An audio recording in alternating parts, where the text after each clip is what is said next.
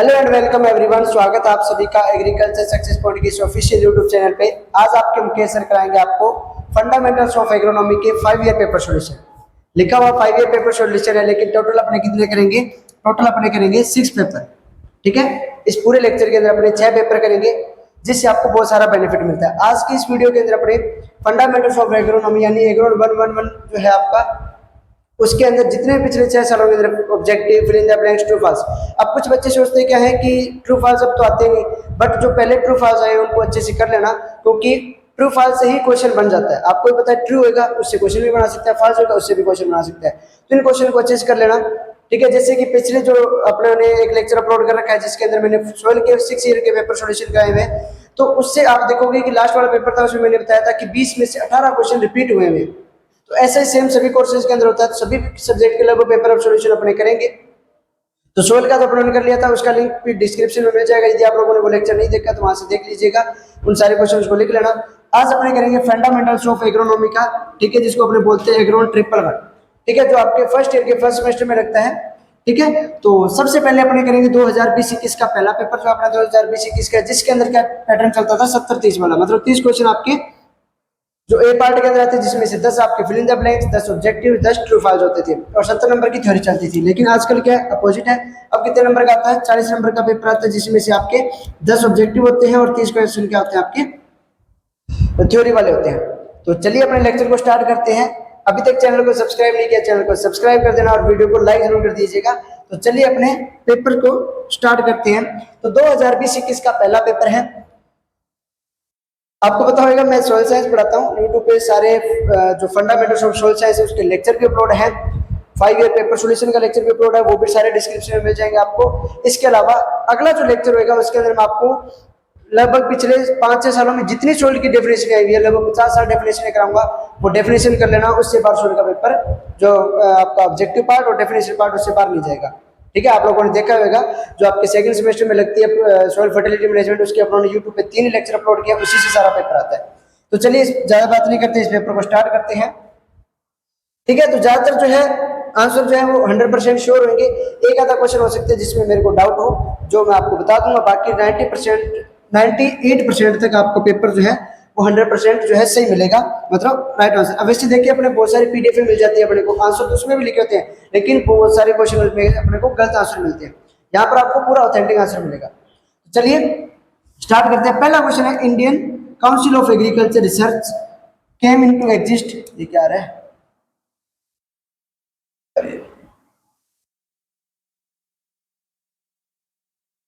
एक सेकंड, अब आ जाएगा सही।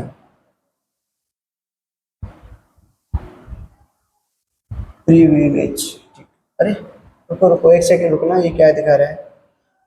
अरे भाई हो गया, तो हमने तो कर लिया इसको।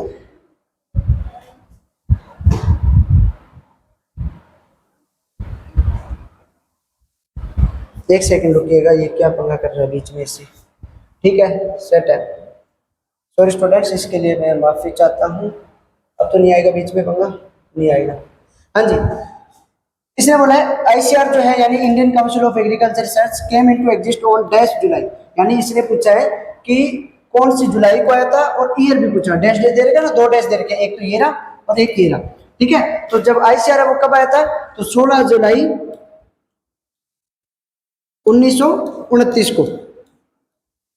16 जुलाई 1929 को जो आईसीआर जो है वो आपका अस्तित्व में आया था। तो राइट आंसर क्या हो जाएगा? 16 जुलाई 1929 जो इसका राइट आंसर हो जाएगा। नेक्स्ट क्वेश्चन आता है आपका सेकंड क्वेश्चन। सेकंड क्वेश्चन है, Mexican varieties of wheat are sown at shallow depth due to short length of dash. यानी जो गेहूं की मैक्सिकन किस्में जो होती है उनको डैश की छोटी लंबाई के कारण, मतलब ऐसी क्या चीज होती है छोटी लंबाई वाली जिसके कारण उनको कम गहराई पर बोला जाता है, तो उसको बोलते हैं अपने कोलियोपटाइन। कोलियोपटाइन, ठीक है, इंग्लिश में ऐसे लिखेंगे कोलियोपटाइन। ठीक है, तो कोलियोपटाइन जो है इसकी ना राइटिंग ऐसी है, मेरी इससे सुंदर राइटिंग है, ऐसे मत सोचना कि सर की राइटिंग ऐसी होगी। राइटिंग बहुत सुंदर है मेरी, बट इस पेन से लिखा है ऐसे जा रहा है ना। ठीक है, तो जो कोलियोपटाइन है क्योंकि इसकी 9 भाग से हिलती है ना। पहले जो लेक्चर अपलोड हुए उसमें दूसरा डिस्ट्रिक्ट बोर्ड था, ये दूसरा डिस्ट्रिक्ट बोर्ड पे कर रहा हूँ, इसका पेन अजीब है। तो कोलियोप्टाइल जो है उसके कारण इसकी जो है इसको कम गहराई पर बोया जाता है। तो राइट आंसर इसका हो जाएगा कोलियोप्टाइल।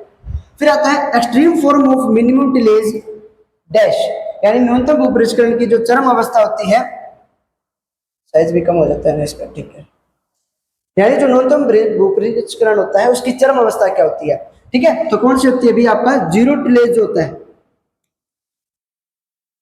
ठीक है, जिसको हिंदी में बोलते हैं शून्य भूपरिष्करण, ठीक है। राइट आंसर क्या हो जाएगा इसका? जीरो टिलेज, शून्य भूपरिष्करण।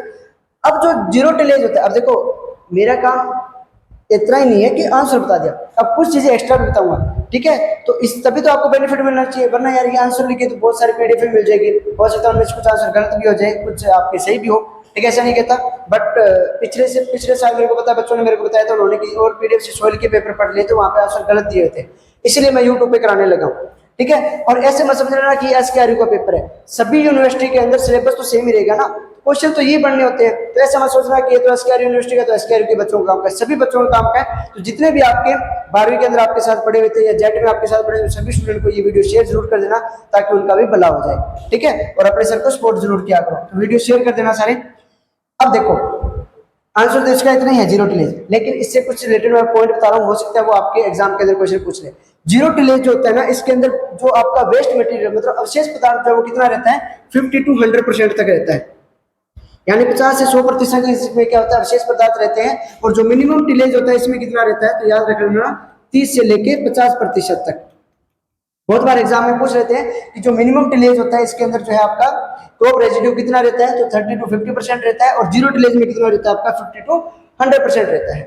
नेक्स्ट क्वेश्चन आता है, dash is the major source of irrigation in India, यानी भारत में सिंचाई का मुख्य स्रोत क्या है? तो क्या होता है भाई? नलकूप। नलकूप जब मुख्य स्रोत है, यानी ट्यूबवेल जो है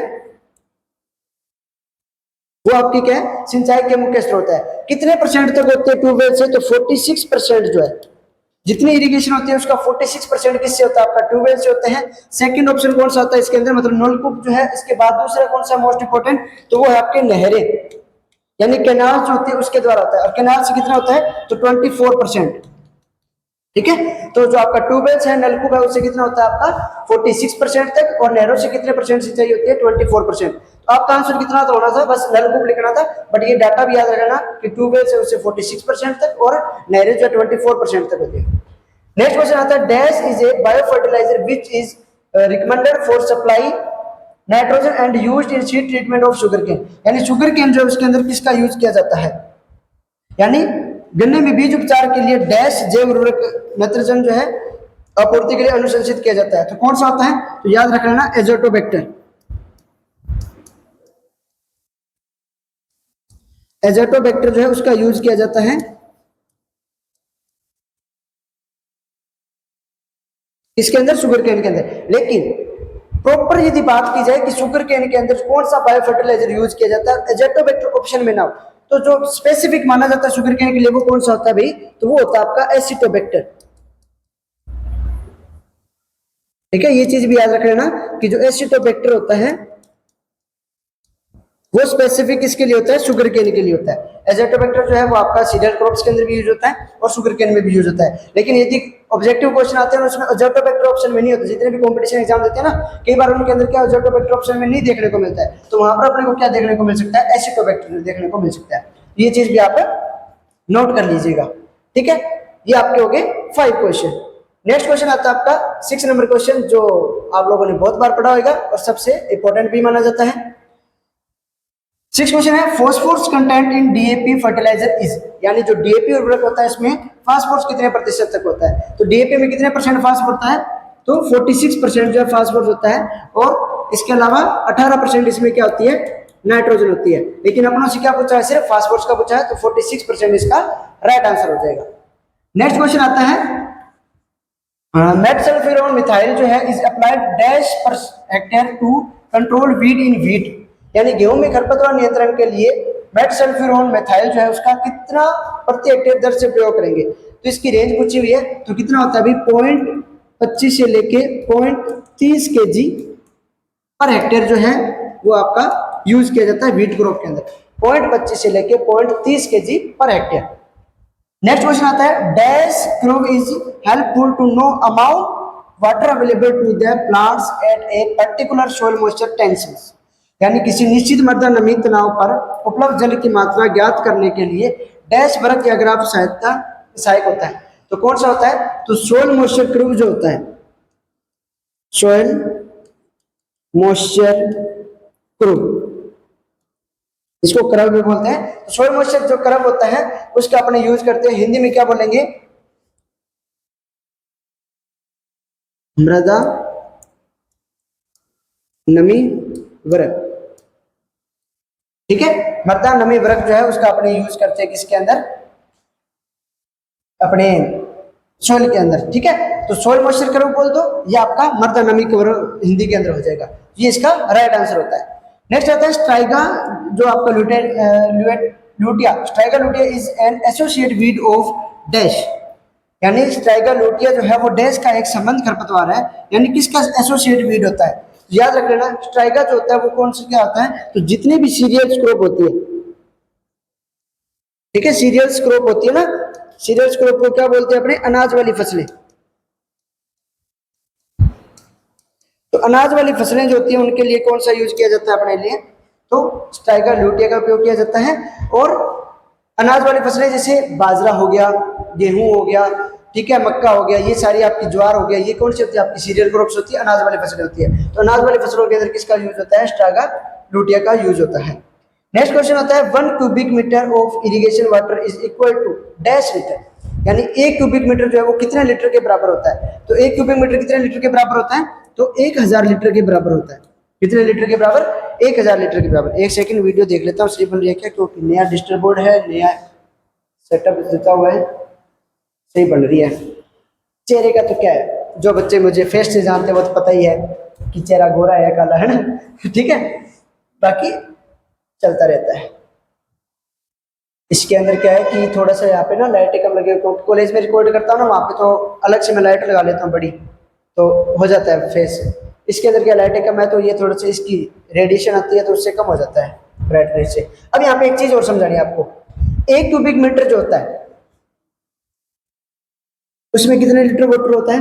1000 लीटर, ठीक है। अब यहाँ पे देखो आंसर कितना कन्फर्म हो गया, लेकिन मैं यहाँ पे आपको दो चीजें और बता रहा हूँ जो एग्जाम के अंदर पूछी जा सकती है और जनरल नॉलेज के लिए भी बेस्ट होती है और कॉम्पिटिशन एग्जाम के लिए भी बेस्ट होती है। देखो 1 क्यूबिक मीटर होता है, इसके अंदर 1000 लीटर वाटर होता है। एक अपने टर्म पढ़ते हैं 1 क्यूमेक, CUMEC, 1 क्यूमेक में कितना होता है? इसमें भी 1000 लीटर होता है। लेकिन यदि 1 क्यूसेक लिखा हुआ दिख जाए, CUSEC,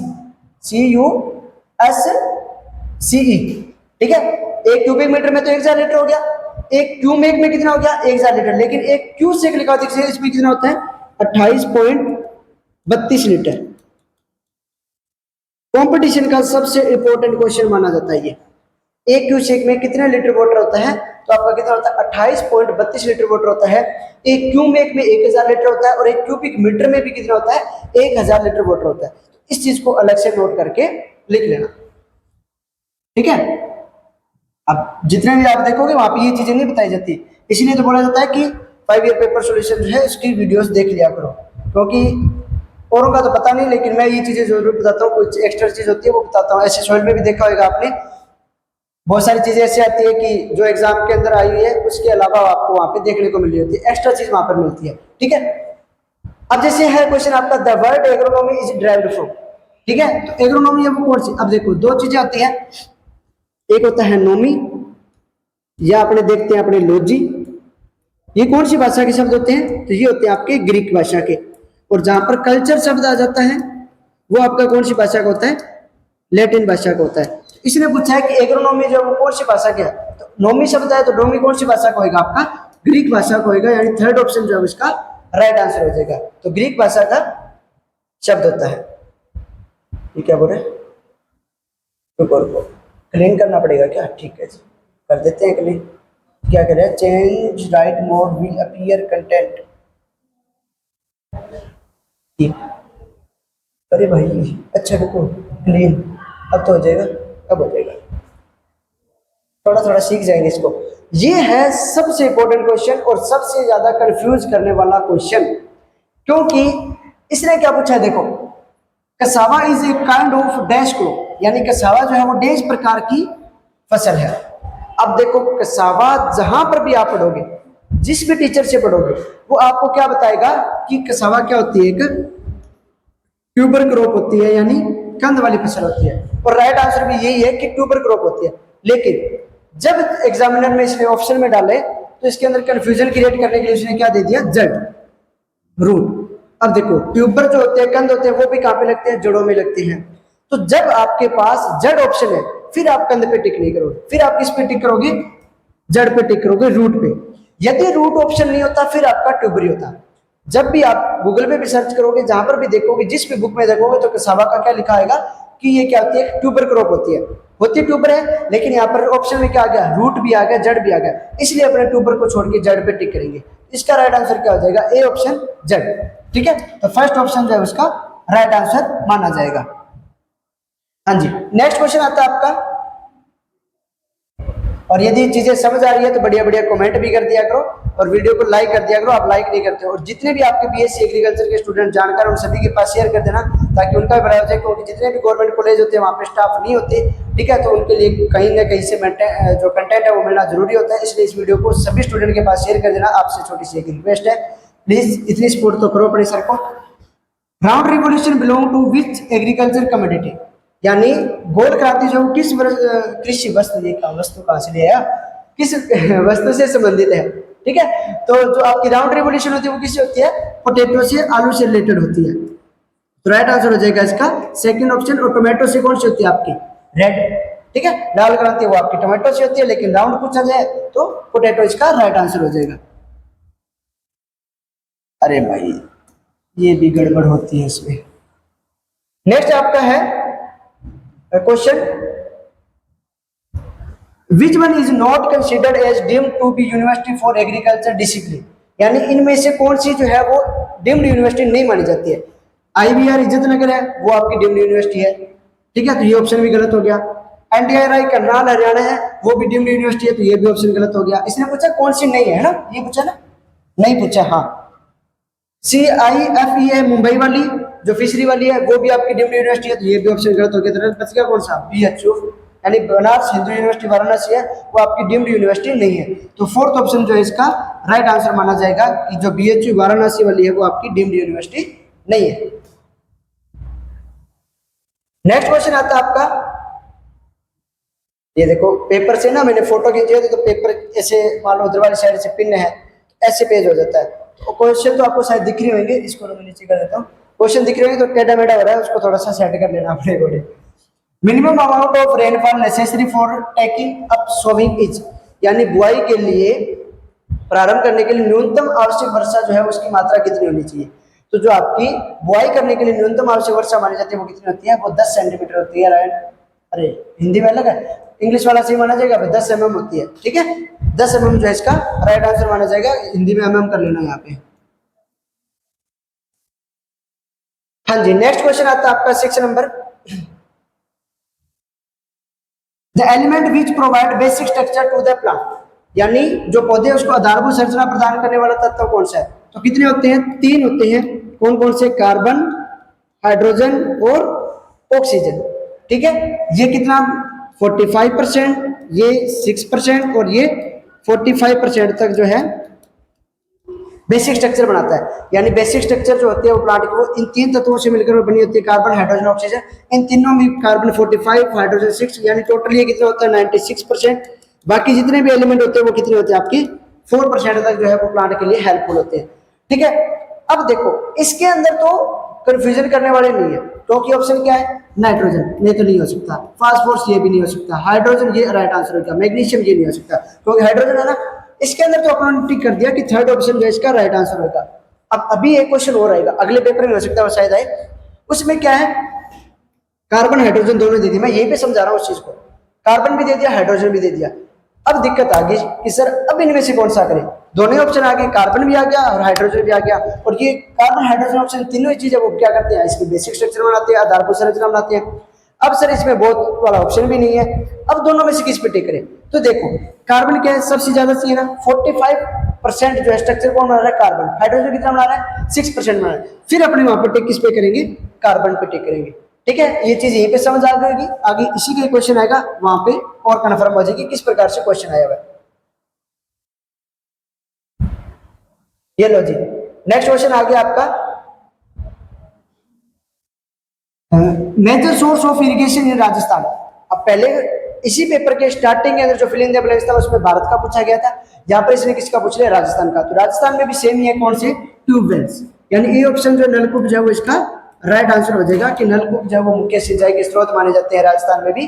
ठीक है, नेक्स्ट क्वेश्चन आपका, dash potential is the synonym of solute potential.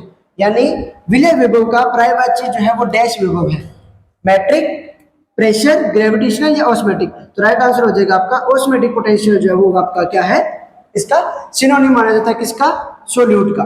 ठीक है, तो राइट आंसर हो जाएगा आपका फोर्थ ऑप्शन। हाँ जी, नेक्स्ट क्वेश्चन आता है आपका,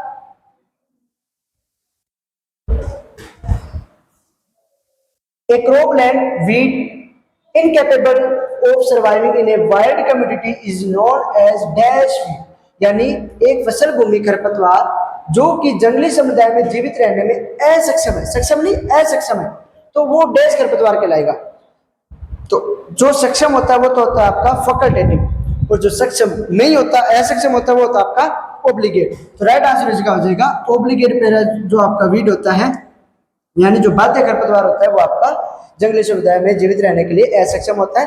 फैकल्टेटिव जो होता है आपका यानी ऐच्छिक वाला होता है वो आपका सक्षम होता है। ठीक है, तो इसका राइट आंसर हो जाएगा आपका थर्ड ऑप्शन यानी बाध्य ओब्लिगेट।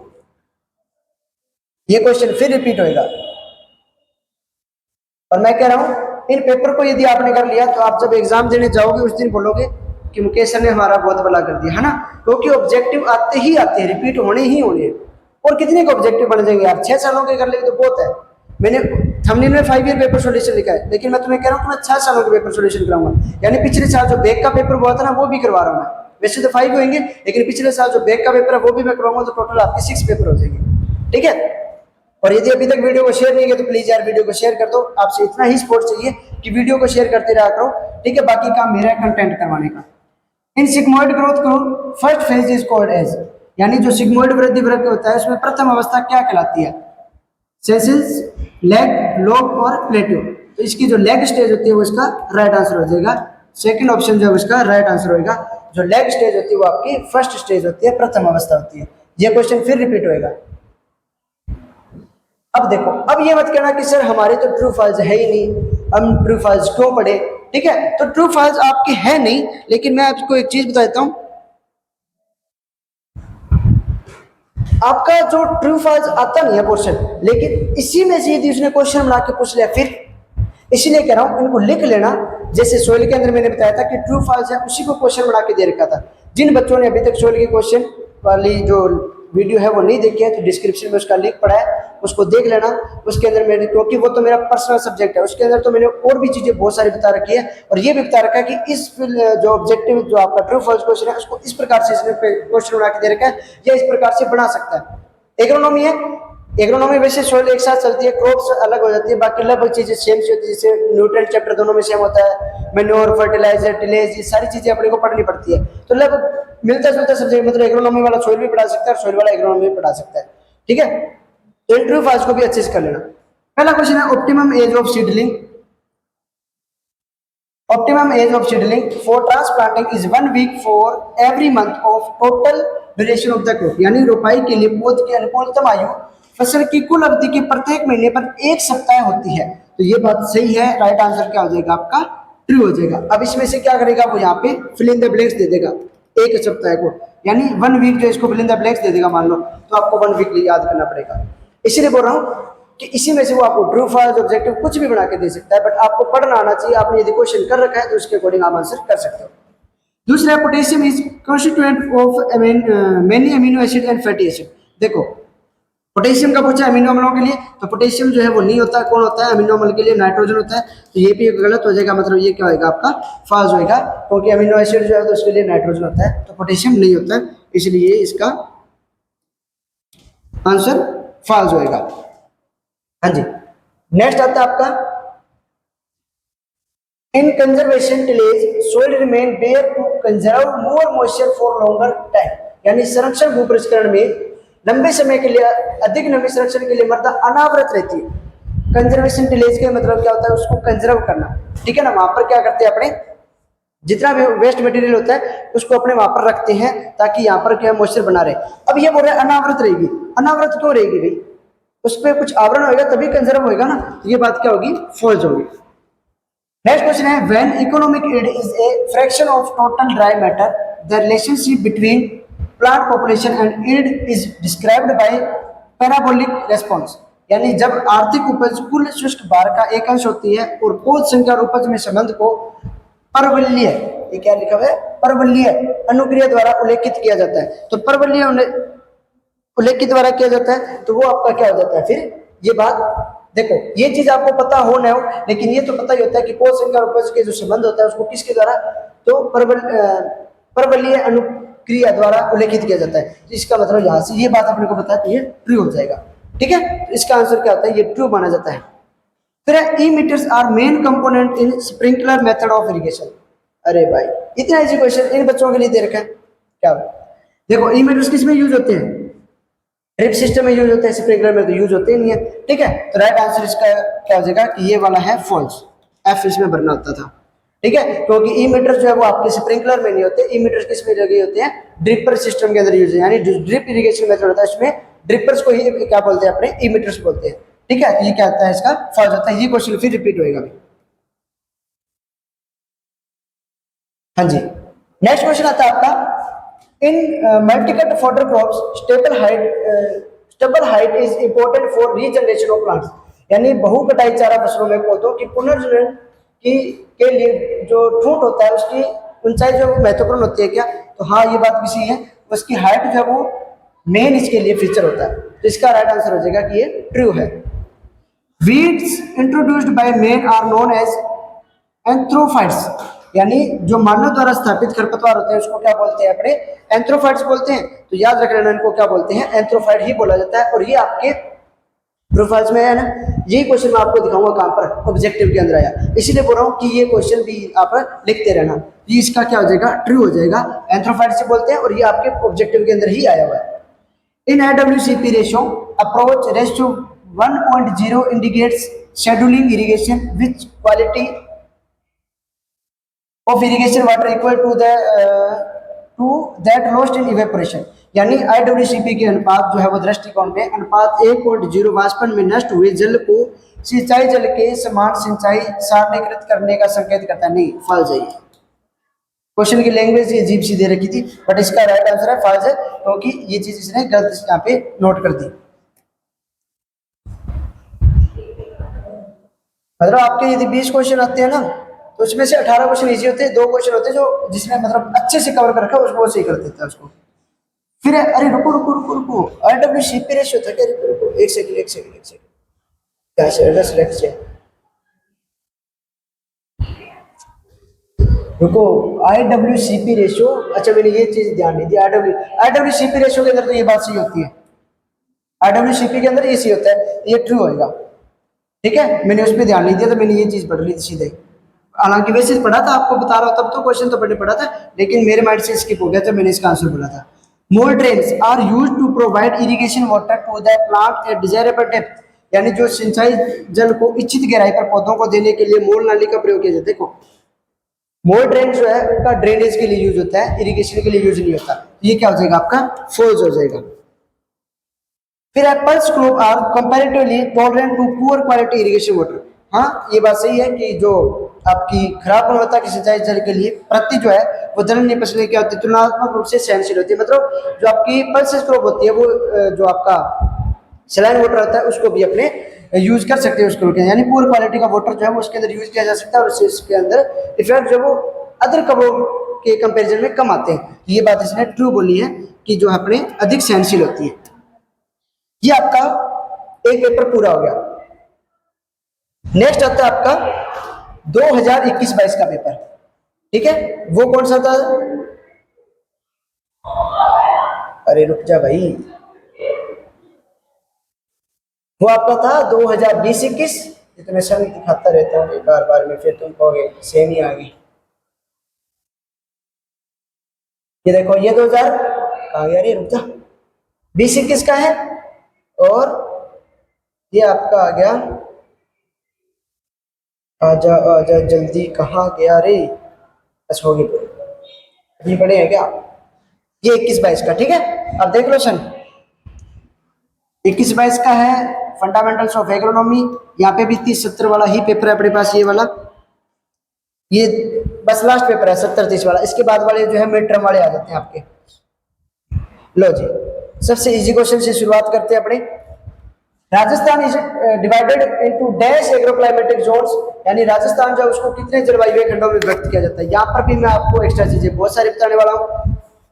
देखो, इंडिया के अंदर एग्रोक्लाइमेटिक जोन्स की बात की जाए, यानी जो भारत है, भारत के अंदर कितने जो है जलवायु खंड है, तो कितने आपके 15, ठीक है। राजस्थान की बात करें तो राजस्थान में कितने आपके 10 जलवायु खंड है। यदि वहीं पर बात करें, ये तो होंगे एग्रोक्लाइमेटिक जोन, ठीक है, जलवायु खंड। यदि पूछे जाए एग्रो इकोलॉजिक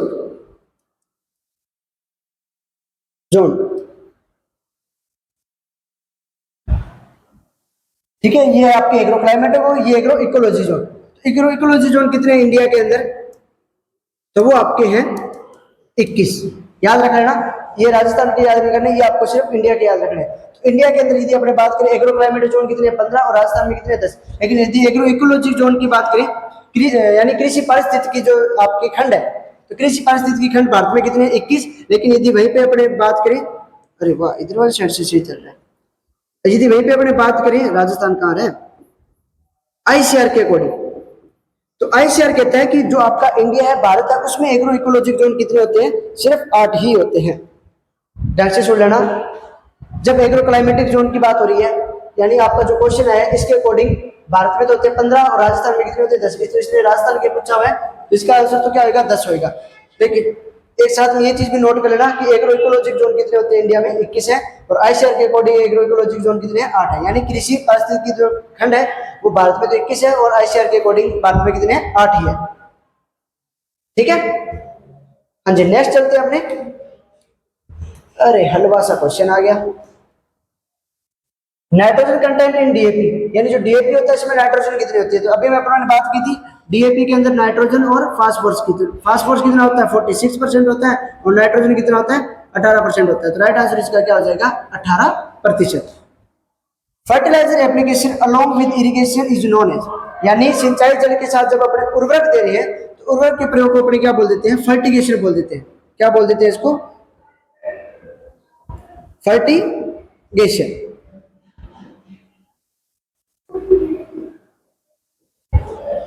अब देखो, जब सिंचाई जल के साथ उर्वरक दे रहे हैं उसको फर्टिगेशन, फर्टिलाइजर यूज हो रहा है तो फर्टिगेशन हो गया। जब केमिकल को यूज करें उसको केमिकेशन बोलते हैं। जब कोई हर्बिसाइड यूज किया जाता है उसको हर्बिगेशन बोलते हैं, ठीक है। फर्टिलाइजर यूज करें इरिगेशन वाटर के साथ तो फर्टिगेशन, केमिकल यूज करें तो केमिकेशन, और हर्बिसाइड यूज करें तो हर्बिगेशन हो जाएगा, ठीक है। अब नेक्स्ट आता है आपका, इसको अपने ऊपर करते हैं, फिर ये चीज समझाऊंगा साथ में सारी चीजें। हाँ जी, colour tag of breeder seed is dash, यानी जो आपका प्रजनक बीज होता है उसका टेग का जो रंग होता है वो कैसा होता है। तो यहाँ पे अपने कुछ चीजें समझते हैं, अलग अलग टैग की बात करते हैं। इधर वाला क्वेश्चन आ रहा होगा ना, इधर लिख देते हैं। एक होता है देखो आपका ब्रीडर सीड, एक होता है आपका फाउंडेशन सीड, ठीक है। सभी के मैं आपको टैग कलर लिखा रहा हूं। एक होता है आपका सर्टिफाइड,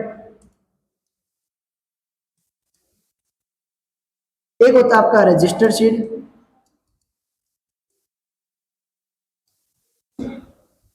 ठीक है। तो कलर भी रेड यूज कर लेते हैं, चलो। तो ब्रीडर सीड जो होता है इसके लिए कौन सा कलर टैग यूज होता है? तो गोल्डन येलो, ठीक है। ब्रिटर सीड के लिए कौन सा टैग यूज होता है? गोल्डन येलो यानी सुनहरा पीला। फाउंडेशन सीड के लिए कौन सा होता है? तो व्हाइट कलर का टैग, यानी इसके लिए कौन सा होता है? फाउंडेशन आधार बीज के लिए सफेद होता है। सर्टिफाइड जो सीड होता है यानी प्रमाणीकृत बीज होता है, इसके लिए कौन सा होता है? ब्लू। कौन सा होता है? ब्लू, यानी नीले रंग का टैग यूज होता है। और रजिस्टर्ड सीड जो होता है इसके लिए कौन सा होता है? तो पर्पल। ठीक है, फाउंडेशन ब्रीडर सीड के लिए कौन सा? गोल्डन येलो सुनहरा पीला। फाउंडेशन सीड के लिए व्हाइट यानी सफेद। सर्टिफाइड सीड के लिए ब्लू यानी नीला। और रजिस्टर्ड सीड के लिए पर्पल यानी बैंगनी कलर का टैग जो है यूज होता है। तो इसलिए क्या पूछा है? कलर टैग को ब्रीडर सीड, तो ब्रीडर सीड जो है उसके लिए कौन सा होता है आपका? गोल्डन येलो यानी सुनहरे पीले रंग का टैग जो है वो किसके लिए यूज होता है? अपने ब्रीडर सीड के लिए। आई होप कि आप सभी को ये चीज समझ आ गई होगी।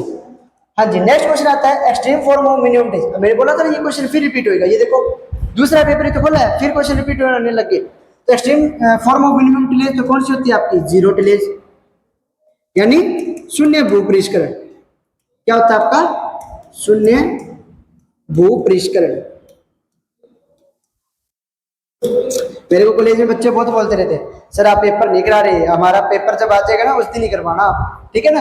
बट क्या करूं यार, कॉलेज के अंदर 3 बजे तक वेट करना पड़ता है। अभी मैंने कोई कोचिंग ज्वाइन की है तो वहां पर थोड़ा सा डिजिटल बोर्ड है, एक दिन में आया था लेक्चर रिकॉर्ड करने के लिए, वहां पे सिस्टम सेट नहीं बैठा। अब आज पेन ड्राइव के अंदर डाल के लाया, पहले तो क्या कॉलेज में रिकॉर्ड करता हूँ वहां पे मेल कर देता हूँ उससे अपना, इसमें मेल वगैरह सारा कुछ रीसेट हो गया तो नहीं आता, ठीक है। बट अब आपको करवा दूंगा लगातार में, मैं आपको इस सेमेस्टर के लगभग चीजें करवा दूंगा। एक सोशल साइंस की मैराथन भी क्लास लूंगा, ठीक है, उसके अंदर सारे के सारे अपने सोशल के जितने भी टॉपिक है लगभग कवर करने की कोशिश करें, 1 या 2 मैराथन क्लास में कवर करने की, ठीक है। फिर आता है सिसिमम बिलोंग्स टू डैश फैमिली, यानी जो तिल है वो कौन सी फैमिली से आता है? तो आपका पेडिलिएसी फैमिली से आता है।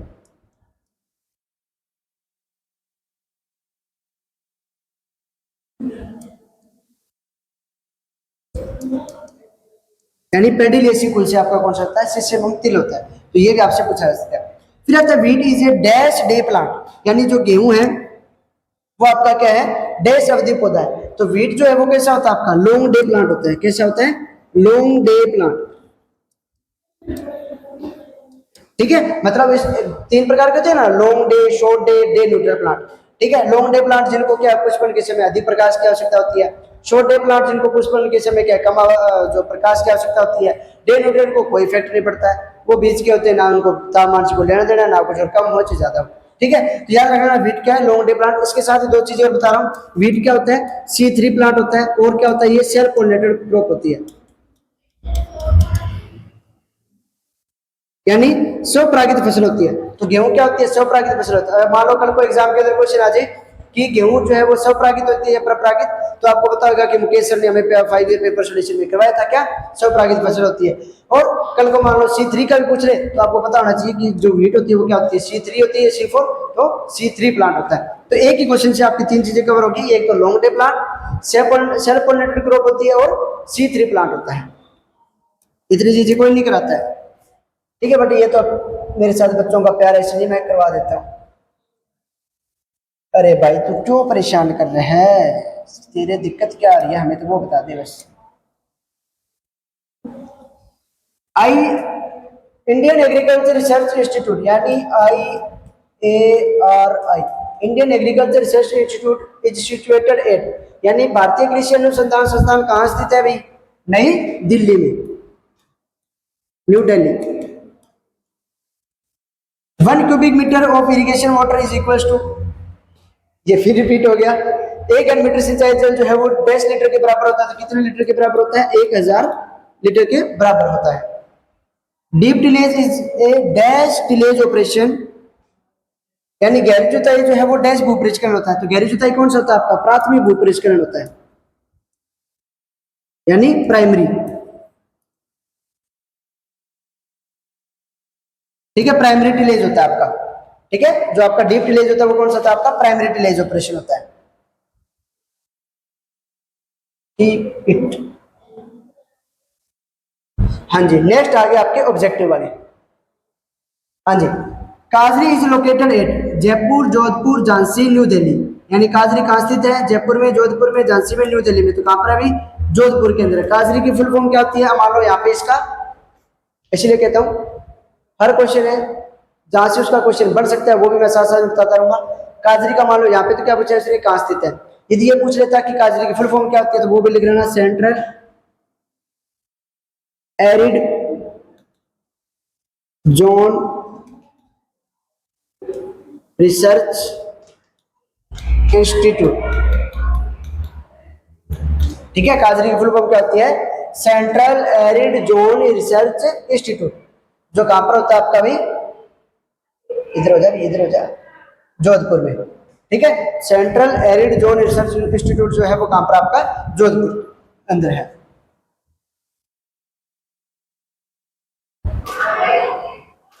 फिर आता है आपका the word agriculture is derived from Latin, Greek, French या अरब। एग्रीकल्चर शब्द की जो उत्पत्ति है वो डैश से हुई है, कहां से हुई है, अभी लैटिन से, ग्रीक से या फ्रेंच से, अरब से। अभी मैंने बताया था एग्रीकल्चर, एग्रीकल्चर में क्या रहा है, कल्चर शब्द आ रहा है, तो कल्चर कौन सी भाषा का होता है, लैटिन भाषा का होता है। तो क्या आ जाएगा इसका, ए ऑप्शन राइट आंसर हो जाएगा कि लैटिन भाषा का शब्द है।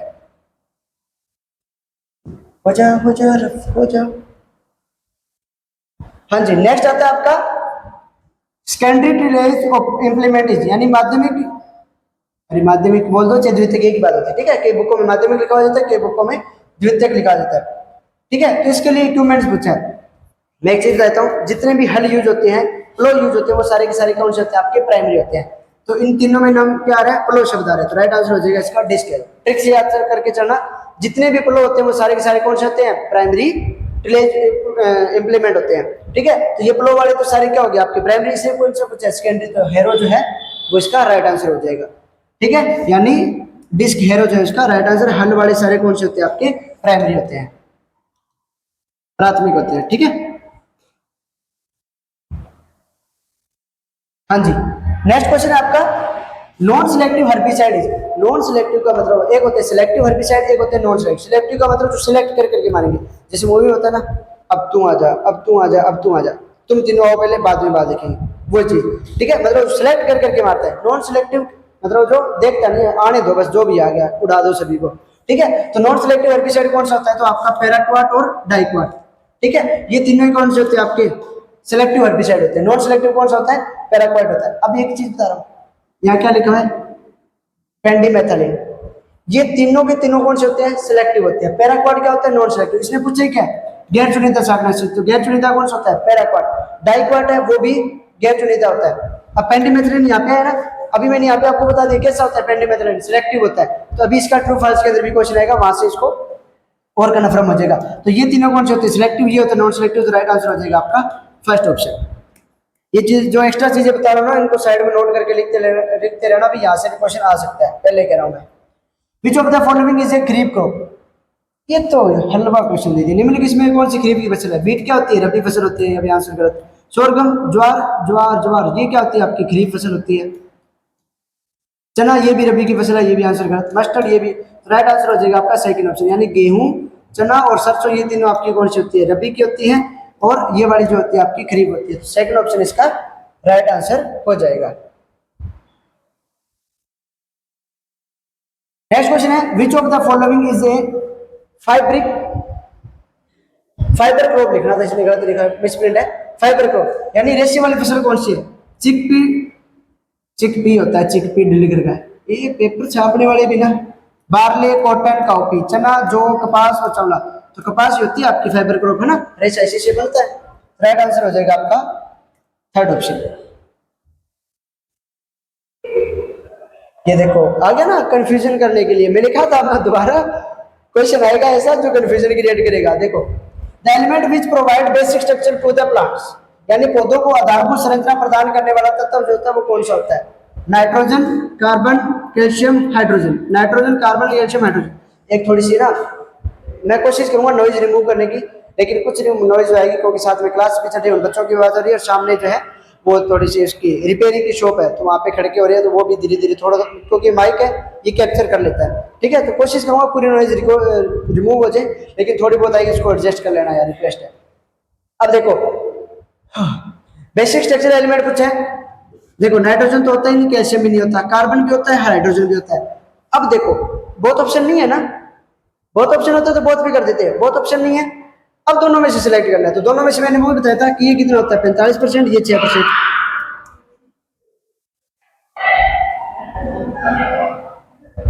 ठीक है, तो याद रख लेना कौन सा होता है, इसका राइट आंसर हो जाएगा आपका बी ऑप्शन, कार्बन जो है वो क्या कर सकते हैं बच्चों का 45%। ठीक है, तो 45% ज्यादा होता है कार्बन, इसलिए कार्बन वाले पे आंसर अपने को सही मानना पड़ेगा, हाइड्रोजन वाले पे अपने नहीं मान सकते।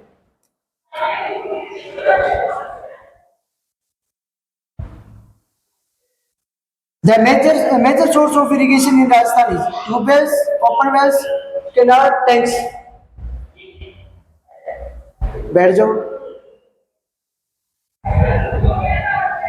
ट्यूबवेल्स, ओपन वेल्स, कैनाल्स और टैंक्स, यानी राजस्थान में सिंचाई का मुख्य स्रोत क्या होता है, नलकूप, खुले कुएं, नहरें और तालाब। याद रख लेना क्या होते हैं आपके ट्यूबवेल्स, नलकूप, ये आपके फिल इन द ब्लैंक्स में क्वेश्चन आया था, और यहाँ पे आपके किस में आ गया, ऑब्जेक्टिव के अंदर क्वेश्चन आ गया। तो इस चीज का याद रख लेना कि objective fill in the blanks कुछ भी आ सकता है, ट्रू फॉल्स में से कुछ भी आ सकता है, बट आपको पता होना चाहिए। तो इसका राइट आंसर हो जाएगा आपका A option. In sigmoid growth group first phase is called, ये देखो मैंने कहा था ना, ये क्वेश्चन फिर रिपीट होएगा। इसने पूछ रखा है सिग्मोइड जो वृद्धि होती है उसमें प्रथम अवस्था क्या होती है, तो लेग स्टेज होती है, ये अपनों ने पिछले पेपर के अंदर पढ़ा था। फिर क्वेश्चन लगभग 3-4 क्वेश्चन तो अब इसी में रिपीट होगी, और अभी तक अपनों ने एक ही पेपर किया हुआ था इससे पहले। फिर नेक्स्ट क्वेश्चन आता है आपका, Which of the following is a green manure crop? Dhaincha, cowpea, sunhemp, all of the above. निम्न में से कौन सी हरी खाद की फसल है, ये तीनों ही होती है, तो राइट आंसर हो जाएगा आपका ऑल ऑफ द अबव। उपरोक्त सभी की सारी क्या होती है, आपकी हरी खाद की फसलें होती है।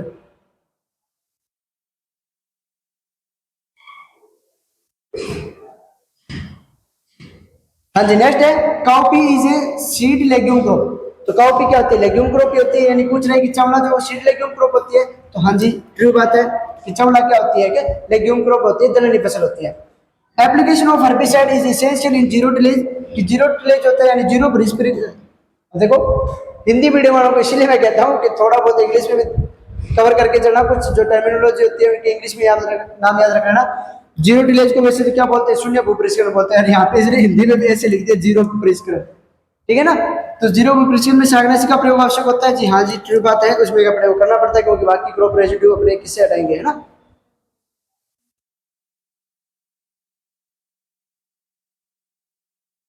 नेक्स्ट क्वेश्चन है duration of light has no effect on crops, यानी फसलों पर प्रकाश की अवधि का कोई प्रभाव नहीं पड़ता। ये बात क्या है, फॉल्स है, क्योंकि अभी अपन ने पढ़ा था long day plant, short day plant, day neutral plant. ठीक है ना, तो लाइट का इफेक्ट पड़ रहा है ना, तभी तो वो 3 भाग में बांटा गया, long day, short day, day neutral plant. इसीलिए ये फॉल्स हो जाएगा कि प्रकाश का जो इफेक्ट पड़ता ही पड़ता है।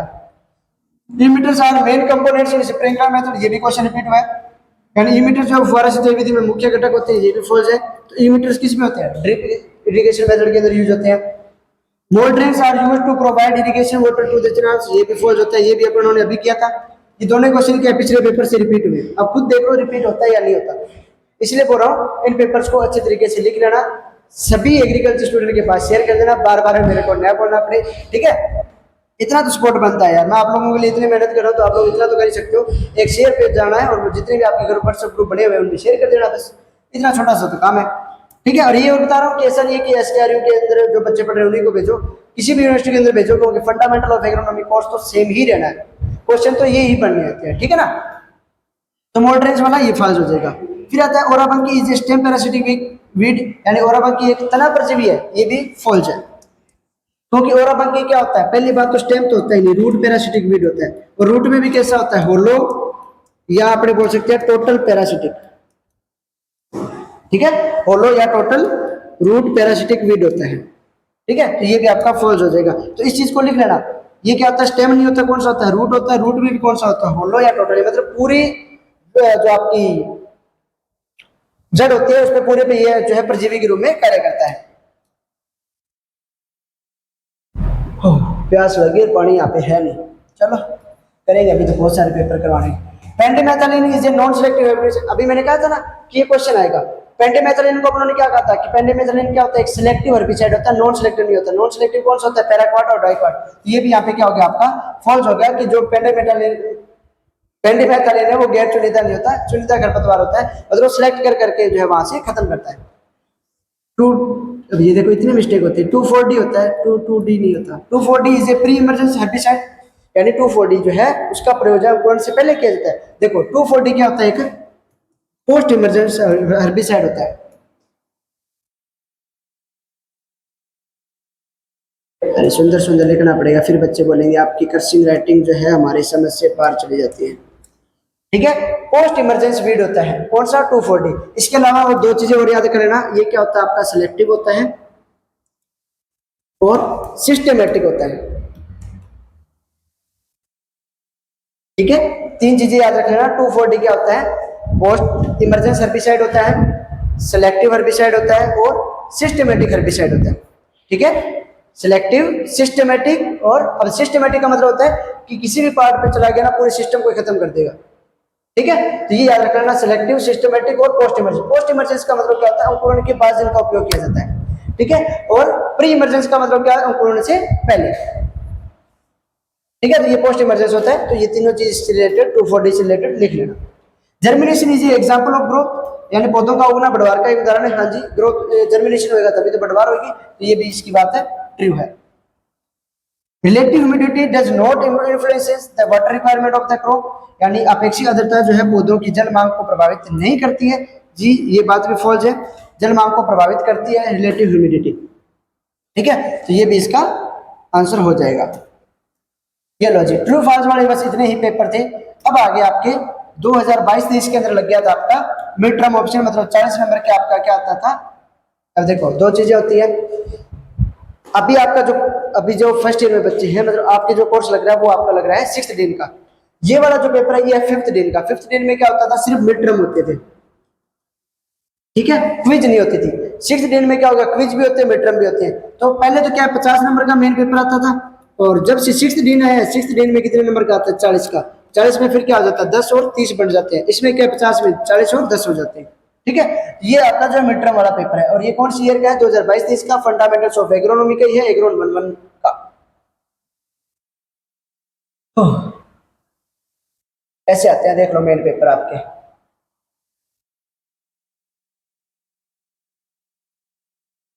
हाँ जी, cereals are deficient in dash amino acid, यानी जो आपकी अनाज वाली फसलें होती हैं उनमें कौन से अमीनो अम्ल की कमी पाई जाती है। तो याद रख लेना कौन से होते हैं, लाइसिन।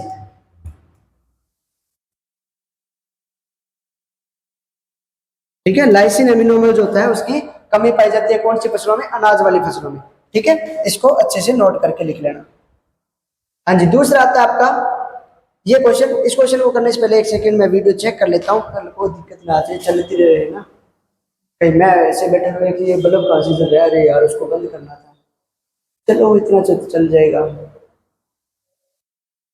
इतना चल जाएगा, मैं भूल ही गया। बाकी वो बल्ब मेरे काम का भी नहीं। एक सेकंड रुकना, मैं बंद कर ही देता हूँ।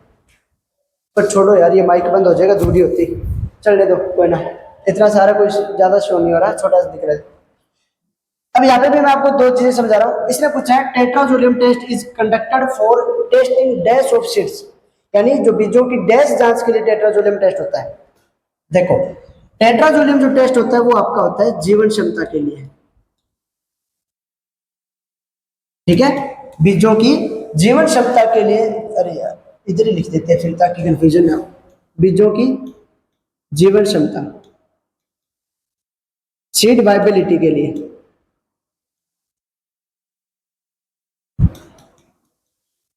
ठीक है, बीजों की जीवन क्षमता, सीड वाइबिलिटी के लिए जो आपका टेट्राजोलियम टेस्ट होता है। इसके अलावा दो टेस्ट और बता रहा हूं। एक होता है जीओटी टेस्ट, फुल फॉर्म क्या होती है इसकी, ग्रो आउट टेस्ट।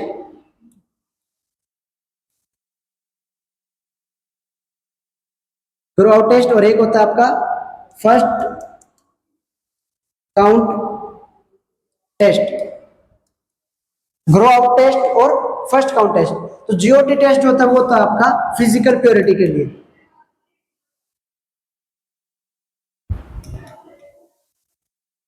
यानी भौतिक शुद्धता के लिए कौन सा टेस्ट होता है, ग्रो आउट टेस्ट होता है। और फर्स्ट काउंट टेस्ट जो होता है वो किसके लिए होता है, तो वो होता है आपका जर्मिनेशन के लिए। तो हो सकता है इनमें से कोई सा भी आपसे पूछा जा सकता है। तो पूछा एक क्वेश्चन गया, लेकिन क्वेश्चन कितने कवर हो गए, दो और कवर हो गए। तो टोटल 3 क्वेश्चन कवर हो गए ना एक क्वेश्चन से। कि यदि टेट्राजोलियम टेस्ट पूछा जाए तो वो आपका सीड वाइबिलिटी जीवन क्षमता के लिए, ग्रो आउट टेस्ट यानी जीओटी टेस्ट पूछा जाए तो फिजिकल प्योरिटी के लिए, फर्स्ट काउंट टेस्ट पूछा जाए तो वो आपका जर्मिनेशन के लिए होता है। अब मैं एक्स्ट्रा चीजें करा रहा हूँ, इसका मेरे को बेनिफिट मिलना चाहिए, ठीक है ना, सभी बच्चों के पास शेयर होनी चाहिए ये वीडियो। मैं आपके लिए इतनी मेहनत कर रहा हूँ तो आप इतनी तो करोगे। The optimum depth of puddling in rice is, यानी पोखर वाले जो चावल होते हैं इसमें खेत की इष्टतम गहराई कितनी होती है, याद रखना 10 से 12 सेंटीमीटर, ठीक है। यानी जो पडलिंग वाला राइस होता है इसके अंदर अपने कितने रखते हैं, तो 10 से 12 सेंटीमीटर रखते हैं। तो ये चीज कई बार एग्जाम के अंदर पूछ लेते हैं, 10 से 12 सेंटीमीटर इसका याद रखना। The most critical growth stage of irrigation in wheat, यानी जो व्हीट होती है, जो आपकी गेहूं जो होती है उसके अंदर मोस्ट क्रिटिकल स्टेज जो होती है वो कौन सी मानी जाती है, यानी गेहूं के लिए मुख्य या सर्वाधिक क्रांतिक अवस्था जो होती है वो कौन सी होती है आपकी, CRI, crown root initiation, Hindi में बोलते हैं शीर्ष जड़ निकलना, ठीक है। क्राउन रूट इनिटिएशन या शीर्ष जड़ निकलना या CRI स्टेज जो है वो आपकी सबसे मोस्ट क्रिटिकल स्टेज मानी जाती है। The family name of rice is, यानी चावल का पारिवारिक नाम क्या होता है, वैसे पारिवारिक किसी ने गलत लिखा है, क्या लिखा होता है, कुल, ठीक है। फैमिली नेम पूछा ना, तो इसकी फैमिली कौन सी होती है, पोएसी, या आपने बोल सकते हैं ग्रेमिनी, पोएसी या ग्रेमिनी कुल से आपका बिलोंग कौन करता है, आपका राइस करता है।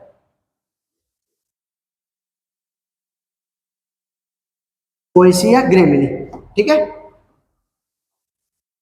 हाँ जी, नेक्स्ट आता है आपका criteria of essentiality of mineral nutrients was coined bye, यानी खनिज पोषक तत्वों की नारीता के लिए मापदंड किसने दिए थे, तो किसने दिए थे भी, आर्नोन एंड स्टाउट ने। कब दिए थे, 1939 के अंदर, 1939 के अंदर। और इसको रीडिफाइन किसने किया था, यानी इसको दोबारा किसने बताया था, तो सिर्फ आर्नोन ने बताया था। कब, 1954 के अंदर, 1954 के अंदर। तो आपके इस एग्जाम के अंदर सिर्फ ये पूछा हुआ है कि किसने रीडिफाइन किया था, तो आर्नोन और स्टाउट ने किया था। कब, 1939 के अंदर। SSP यानी single super phosphate contains dash % of sulphur, इसको रिपीट, ठीक है। तो SSP जो है वो कितने परसेंट जो है इसमें सल्फर होता है, यानी सिंगल सुपर फॉस्फेट में डैश % सल्फर होता है। तो कितने होता है, 12% सल्फर पाया जाता है और 16% इसमें क्या होता है, फास्फोरस होता है। तो दोनों चीज याद रखना, इसने पूछा सल्फर है तो राइट आंसर आपका 12% होगा, लेकिन ये भी साइड में पॉइंट बना के लिखना, इसमें 16% क्या होती है, फास्फोरस होती है। CN ratio of well decomposed organic manure is, यानी अच्छी तरह से विघटित जैविक खाद का CN अनुपात कितना होता है, तो कितना होता है अभी, 30:1 होता है। यदि रेंज पूछी जाए तो 20:30:1 रेंज होती है आपकी 20 से 30:1, लेकिन यदि इसमें स्पेसिफिक पूछा तो फिर आपका 30:1 इसका राइट आंसर हो जाएगा। फादर ऑफ एग्रोनॉमी, इसको ऊपर कर लेते हैं, दो ये क्या, फिर इन द ब्लैंक्स, हाँ जी। फादर ऑफ एग्रोनॉमी, कृषि सस्य विज्ञान के जनक, तो देखो ये तो हर पेपर में मेरे को पूछा जाना चाहिए फादर ऑफ एग्रोनॉमी, ठीक है ना, क्योंकि मेन सब्जेक्ट यही है। तो पेटर डेक्रिसेंजी,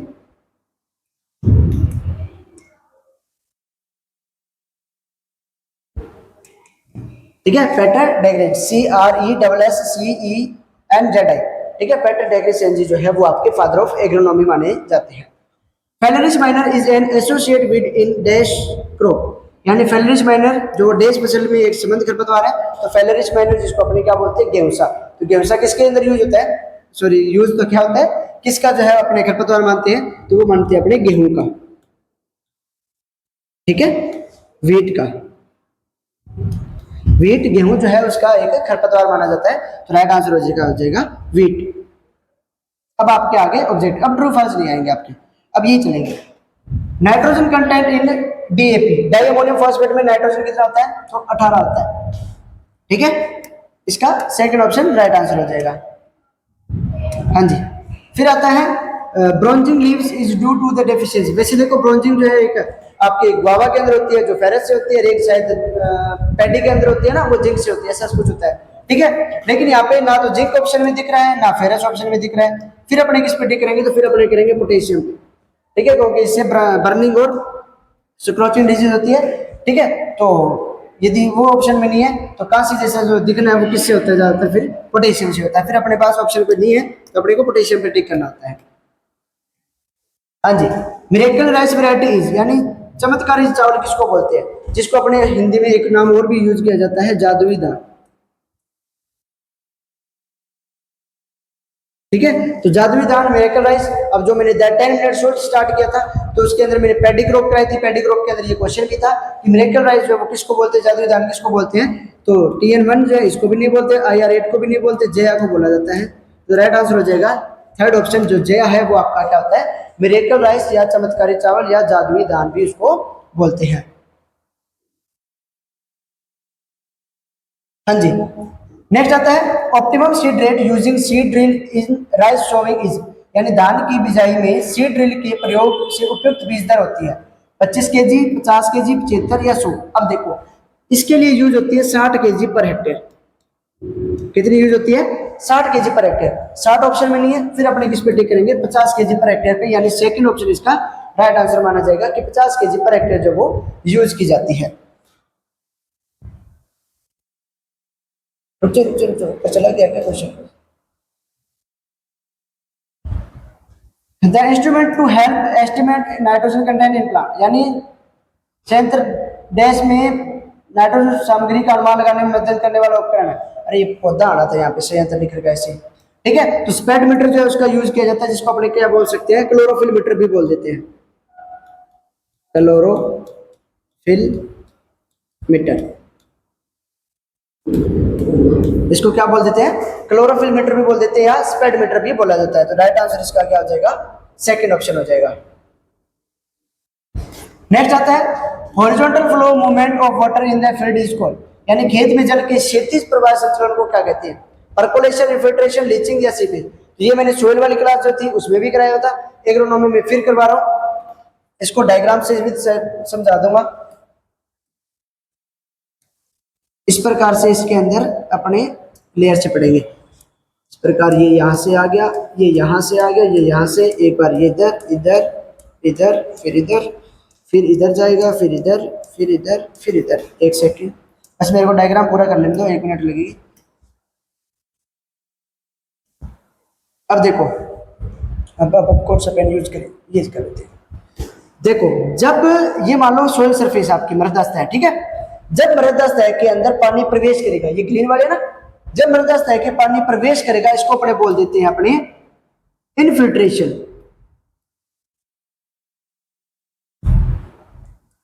हिंदी में तो इसलिए लिख रखा है घुसपैठ, घुसपैठ नहीं बोलते, अंतस्पंदर बोलते हैं हिंदी में। सच में यार पेपर बनाते हैं ना, वो पता नहीं क्या है घुसपैठ क्या होता है, ठीक है ना, घुस के मतलब वो कोई चीज थोड़ी होती है, ठीक है। अंतस्पंदर बोलते हैं। तो इनफिल्ट्रेशन होता है डाउनवर्ड जो मूवमेंट होती है, यानी नीचे की तरफ जो जल जाता है इसको अपने क्या बोल देते हैं, परकोलेशन बोल देते हैं। परकोलेशन को हिंदी में परकोलेशन ही लिखा जाता है, मैंने तुम्हें पहले भी बताया था। साइड के अंदर जब जल जाता है, यानी जब पार्श्व दिशा के अंदर जल जाएगा, लेटरल मूवमेंट जो करेगा। अब पार्श्व दिशा में जाता है, ये तो क्या होता है, ऊर्ध्वाधर अक्ष होता है, ये वाला अक्ष कौन सा होता है, क्षैतिज अक्ष होता है। तो या तो वो पार्श्व शब्द यूज कर सकता है या वो क्षैतिज अक्ष यूज करेगा, इसलिए यहाँ पे क्या यूज किया, क्षैतिज अक्ष यूज किया है। तो जो लेटरल मूवमेंट होती है इसको अपने बोल देते हैं सीपेज, ठीक है। और जब मृदा के अंदर सूक्ष्म और बृहद रंध्रावकाश दोनों पानी से भर जाते हैं तो पानी क्या फ्री फॉर्म के अंदर घूमता है, और जब ये फ्री फॉर्म में घूमता है तो इसको अपने क्या बोल देते हैं, रन ऑफ। क्या बोल देते हैं इसको, रन ऑफ, ठीक है। तो अब इसने क्या पूछा है कि क्षैतिज प्रवाह संचलन को क्या कहेंगे, क्षैतिज मतलब ये वाला, तो इसको क्या बोलेंगे, सीपेज बोलेंगे। तो फोर्थ ऑप्शन इसका राइट आंसर हो जाएगा। तो ये चीज है कि मैंने यहाँ पे आपको सारी की सारी टर्मिनोलॉजी समझा दी। लीचिंग और ये दोनों एक जैसे ही हैं, क्योंकि लीचिंग में भी क्या होता है, लवण घुलकर निचले शस्त्रों में जाते हैं, परकुलेशन में भी क्या हो रहा है, पानी नीचे जा रहा है, ठीक है। तो इसका राइट आंसर हो जाएगा सीपेज। इस डायग्राम को अच्छे से याद कर लेना।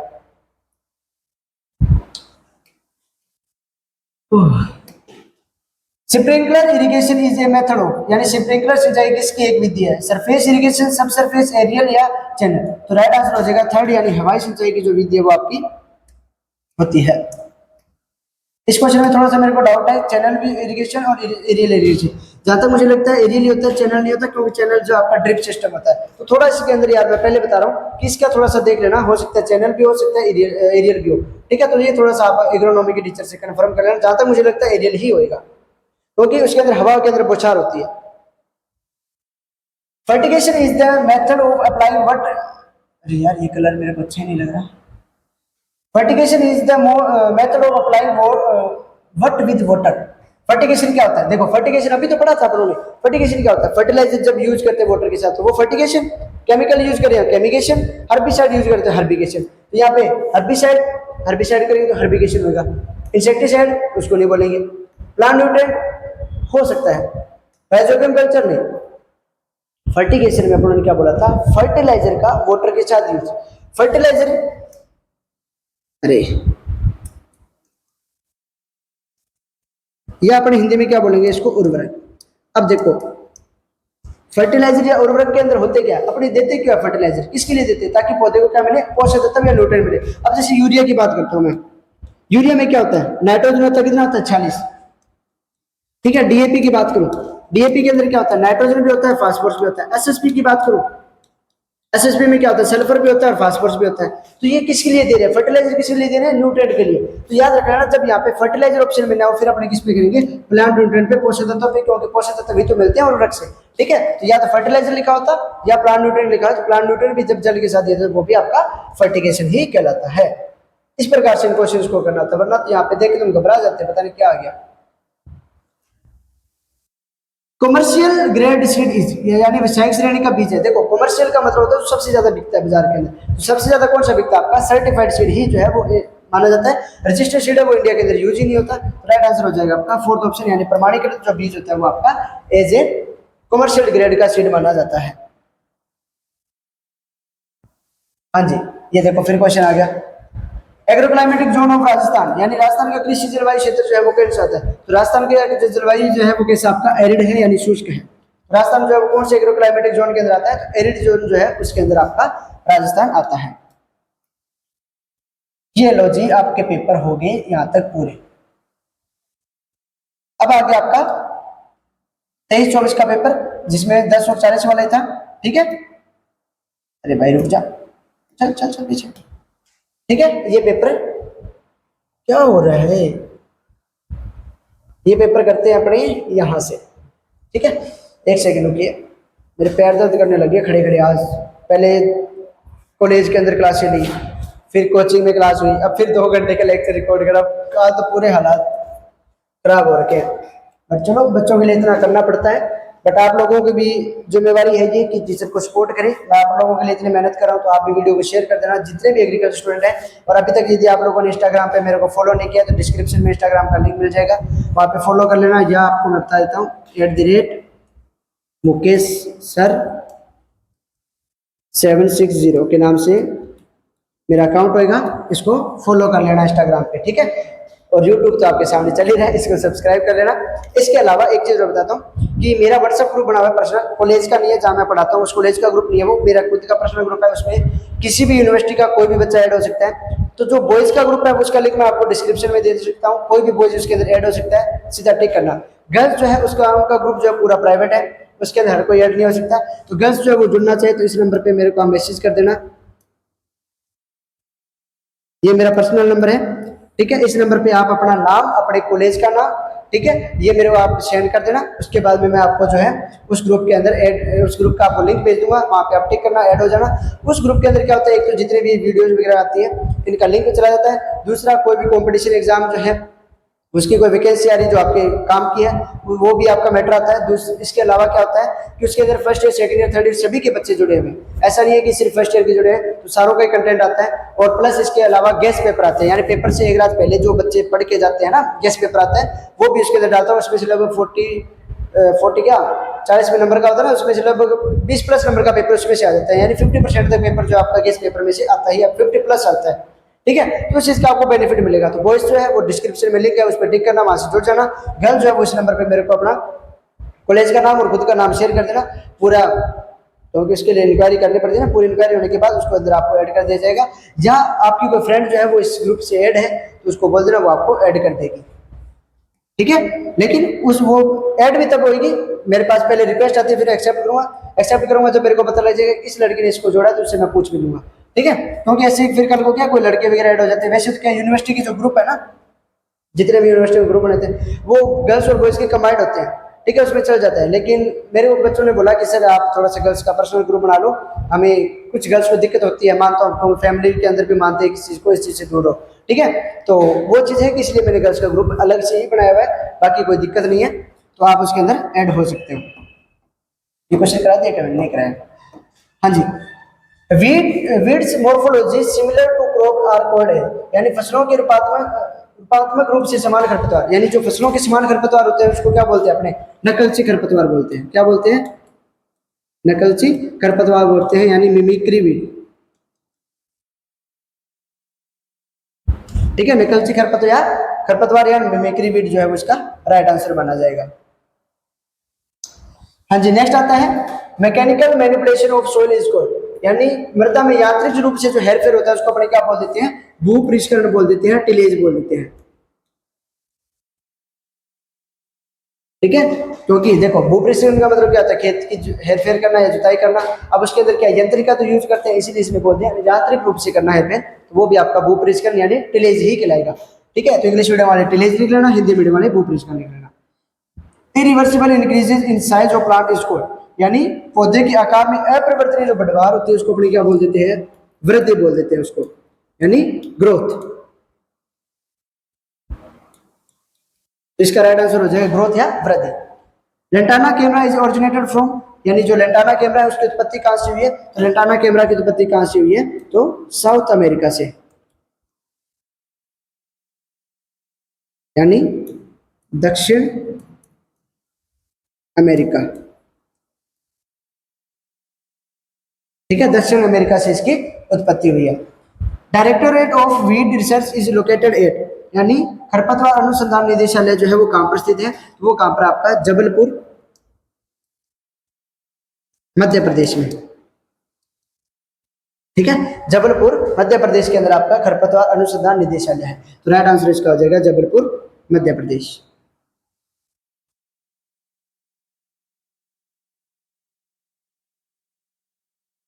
नेक्स्ट क्वेश्चन है the energy status of water at saturation is, यानी संतृप्ति पर जल की ऊर्जा स्थिति क्या होती है, संतृप्ति पे जो सैचुरेशन पॉइंट पे बार वैल्यू कितनी होती है, 0 ही होती है। Harvest maturity generally occurs dash days after physiological maturity, यानी फसल की कटाई प्रवक्ता जो आमतौर पर पादप प्रवक्ता के डैश दिन बाद आती है। जब प्लांट जो है वो मेच्योर हो जाता है उसके अगले दिन ही तो अपन उसको हार्वेस्ट कर सकते हैं ना, उसकी फिजिकल जो फिजियोलॉजिकल मैच्योरिटी कंप्लीट हो चुकी है, उसे अगले दिन हार्वेस्ट करो, तो मतलब 0 डेज। ठीक है, उसके बाद में आता है horse hoeing husbandry technique is in crops was introduced by, यानी फसलों में हॉर्स होइंग हस्बेंड्री जो तकनीक है वो डैश के द्वारा शुरू की गई थी। किसके द्वारा की गई थी, तो जेथरो टूल के द्वारा की गई थी।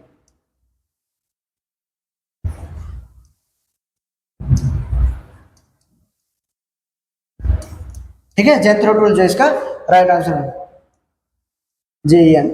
ठीक है, जेथरो टूल।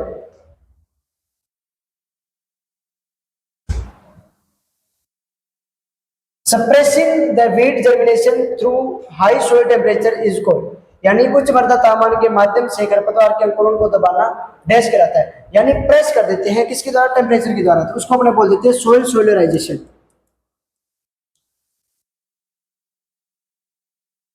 हिंदी में बोलेंगे मृदा सौर्यकरण। क्या बोलेंगे, मृदा सौर्यकरण। Trickle irrigation is also known as, trickle irrigation को क्या बोलते हैं, ड्रिप इरिगेशन बोलते हैं। ठीक है, हिंदी में बोल सकते हैं ड्रिप, अरे ड्रिप ही आएगा सीधे, DRIP। ठीक है, हिंदी में बोलते हैं बूंद बूंद सिंचाई विधि।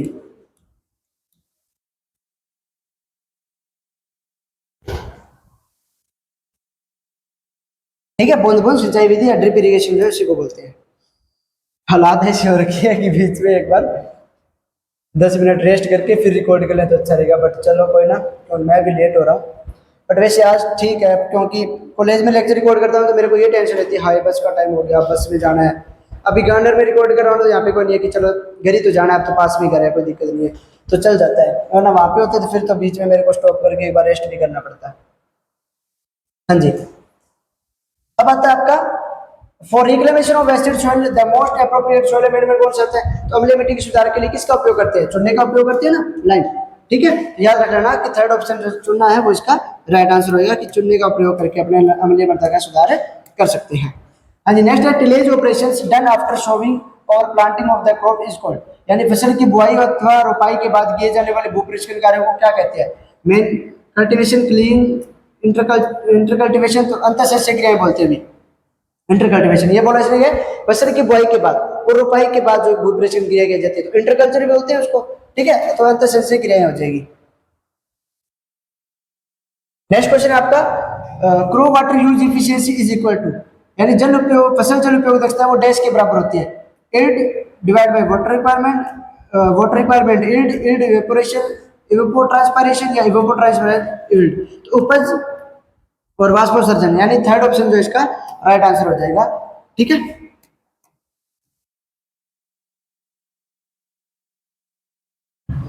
अब ये चीजें क्योंकि एग्रोनॉमी देखो मैं तुम्हें कह रहा हूँ कि एग्रोनॉमी वाला टीचर है वो सोइल भी करा सकता है, सोइल वाला एग्रोनॉमी करा सकता है। इसलिए यदि यही मैं प्लांट ब्रीडिंग का कोई पेपर करा रहा था तो मेरे को साथ में एक पेज रखना पड़ता है, उसमें से आंसर देख देख के कराने पड़ते।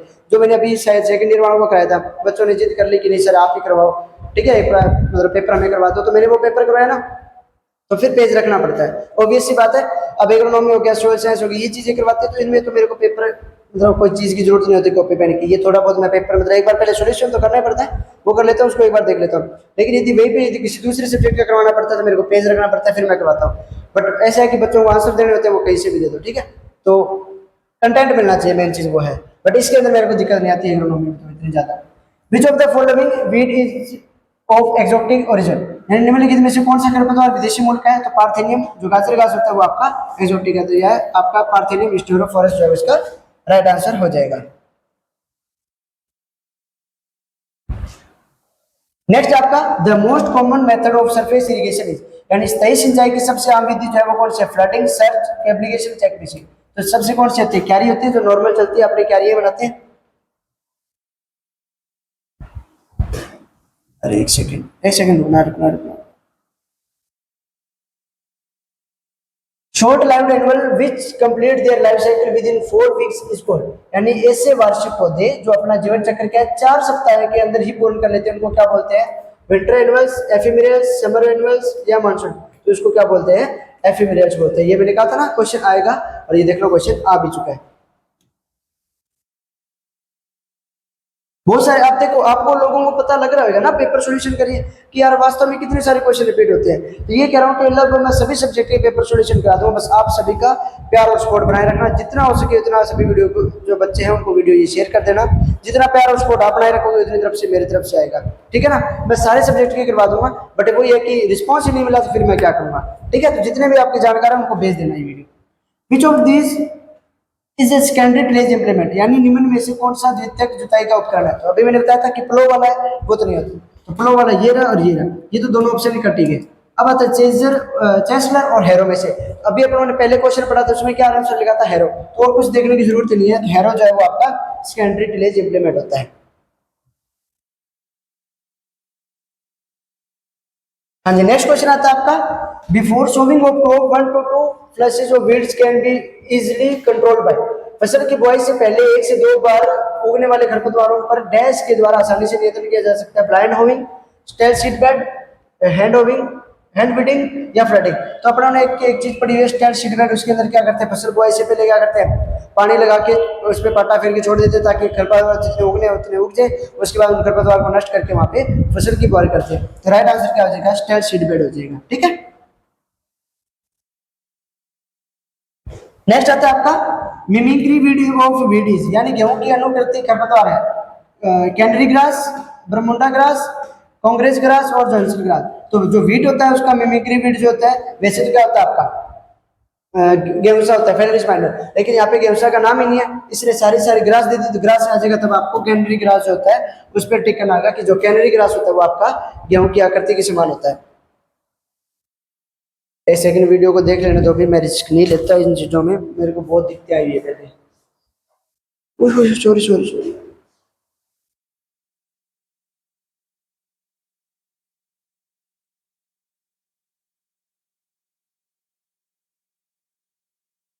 चलो थोड़ी बहुत दिक्कतें आ रही है ना।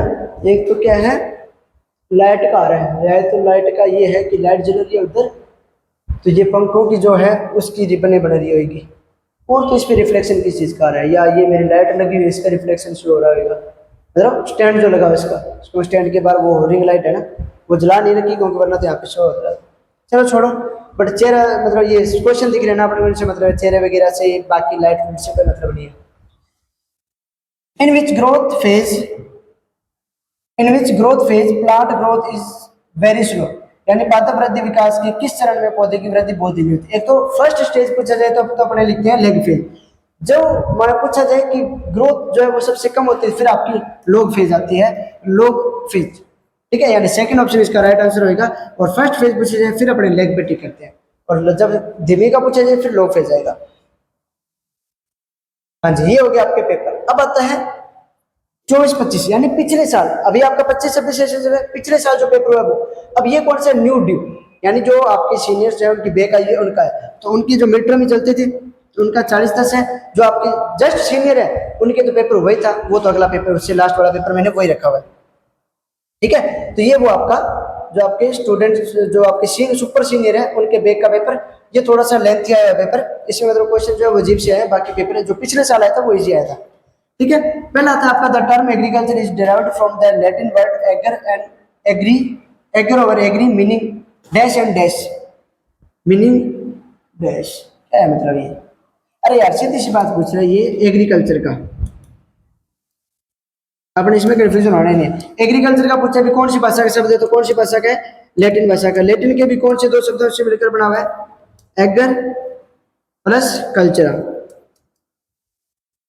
ठीक है, जिसमें एग्रीकल्चर का मतलब क्या होता है? सोइल, और कल्चर का मतलब क्या होता है? कल्टीवेशन,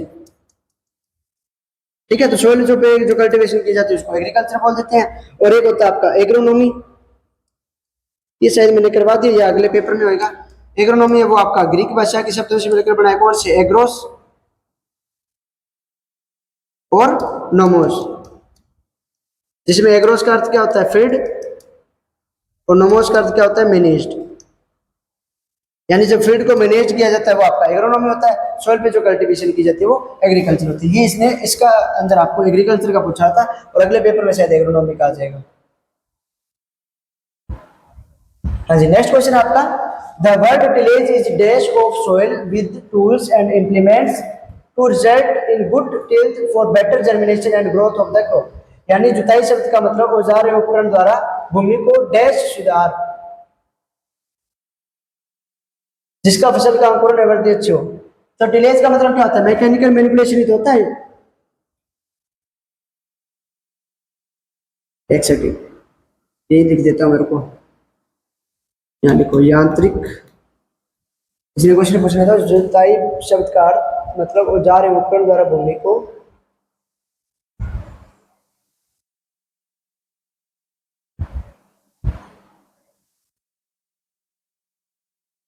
औजार एवं उपकरण द्वारा भूमि को डैश सुधारना, तो यही हो गया ना यांत्रिक विश्लेषण। एक सेकंड रुकना, इसका आंसर मैंने लिख रखा होगा, एक सेकंड रुको।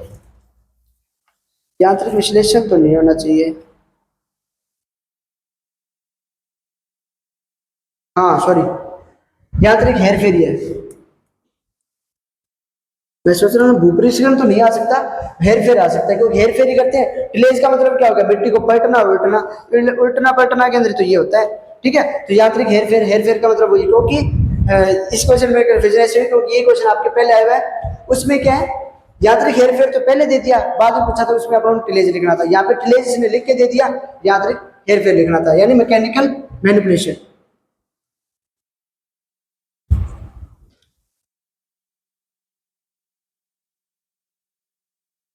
Mechanical manipulation. The nutrient which are required in small quantities are known as, यानी वे पोषक तत्व जो पौधों को कम मात्रा में आवश्यक होते हैं उनको क्या बोल देते हैं? अपने सूक्ष्म पोषक तत्व, ठीक है, यानी माइक्रो न्यूट्रेंट, माइक्रो न्यूट्रेंट, ठीक है। और इनकी रिक्वायरमेंट कितनी होती है? Less than 1 ppm। और कितने होते हैं? 8 होते हैं। कौन कौन से 8 होते हैं? तो boron, ferrous, manganese, copper, zinc, molybdenum, chlorine और निकल। तो 5 3 8 हो गए ना। Ferrous, manganese, copper, ferrous, manganese, copper, zinc, molybdenum, chlorine और निकल, ये आपके 8 माइक्रो न्यूट्रेंट होते हैं।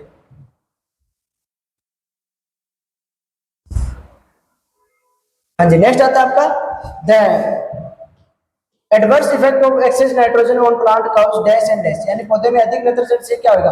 एक तो देखो ज्यादा नाइट्रोजन देंगे तो पौधे की ग्रोथ ज्यादा होगी, वानस्पतिक वृद्धि ज्यादा होगी, तो उससे क्या फसल गिरने का आएगा। तो एक तो लोडिंग हो जाएगा यानी फसल गिरना, दूसरा क्या हो जाएगा, दूसरा उसके अंदर एक तो वृद्धि ज्यादा होगी तो वो फसल गिरने चाहिए, दूसरा क्या होगा, जब वानस्पतिक वृद्धि होती है तो कीट और रोगों का प्रकोप भी बढ़ेगा। तो अपन लिख सकते हैं कि तो लोडिंग हो रही है कि इंसेक्ट पेस्ट जो है इंसिडेंस है वो इंक्रीज हो जाएंगे, यानी इसमें क्या हो जाएगा, फसल का गिरना और जो रोगों का प्रकोप है वो बढ़ जाएगा। कुछ भी लिख सकते हो, अधिक वृद्धि भी लिख सकते हो, ये चीज जो नाइट्रोजन के एक्सेस से होता है वो सारा लिख सकते हो आप, ठीक है। In our state out of total rainfall 75% of its received in dash months, यानी हमारे प्रदेश में कुल बरसात में से 75% जो बरसात होती है वो कब होती है, तो मानसून में होती है। वो कब होती है, मानसून में होती है। और मानसून कब होता है, जून से लेके सितंबर तक। तो आप जून से सितंबर आंसर लिख के आ जाना, ठीक है। जून से सितंबर के अंदर जो आपकी 75% जो है वो रेनफॉल होती है।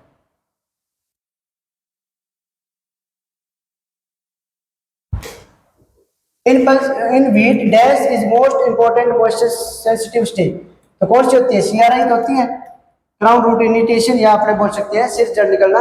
उस पर यदि पानी दे दिया तो पौधा अपने आगे ग्रोथ करेगा, यदि उस पर पानी नहीं दिया तो पौधा ग्रोथ नहीं करेगा। In pulses dash and dash stages are most important moisture sensitive stages. इसके अंदर जो फिल इन द ब्लैंक्स है वो थोड़ी सी कंफ्यूजन वाली थी, बाकी इजी थे, ऑब्जेक्टिव इजी है। दालों में डैश और डैश अवस्था नमी के लिए अत्यधिक संवेदनशील है, मतलब इसकी क्रिटिकल स्टेज पूछी है। तो पल्सेस के अंदर क्रिटिकल स्टेज क्या होती है, एक तो फ्लोवर स्टेज होती है, ठीक है, फ्लोवरिंग यानी फूल निकलते समय, और एक पोड फॉर्मेशन दाना बनते समय। तो पुष्पन और दाना बनते समय जो है इसकी दो अवस्थाएं होती है, ठीक है। फिर आता है next, in field dash is used for measuring discharge rate of water through open channel, यानी खेत में खुली नालियों में पानी का निर्वाह मापने के लिए किसका होता है, तो वी नोच वियर का यूज होता है, ठीक है। वी नोच वियर का जो है उपयोग किया जाता है इसके अंदर, ठीक है।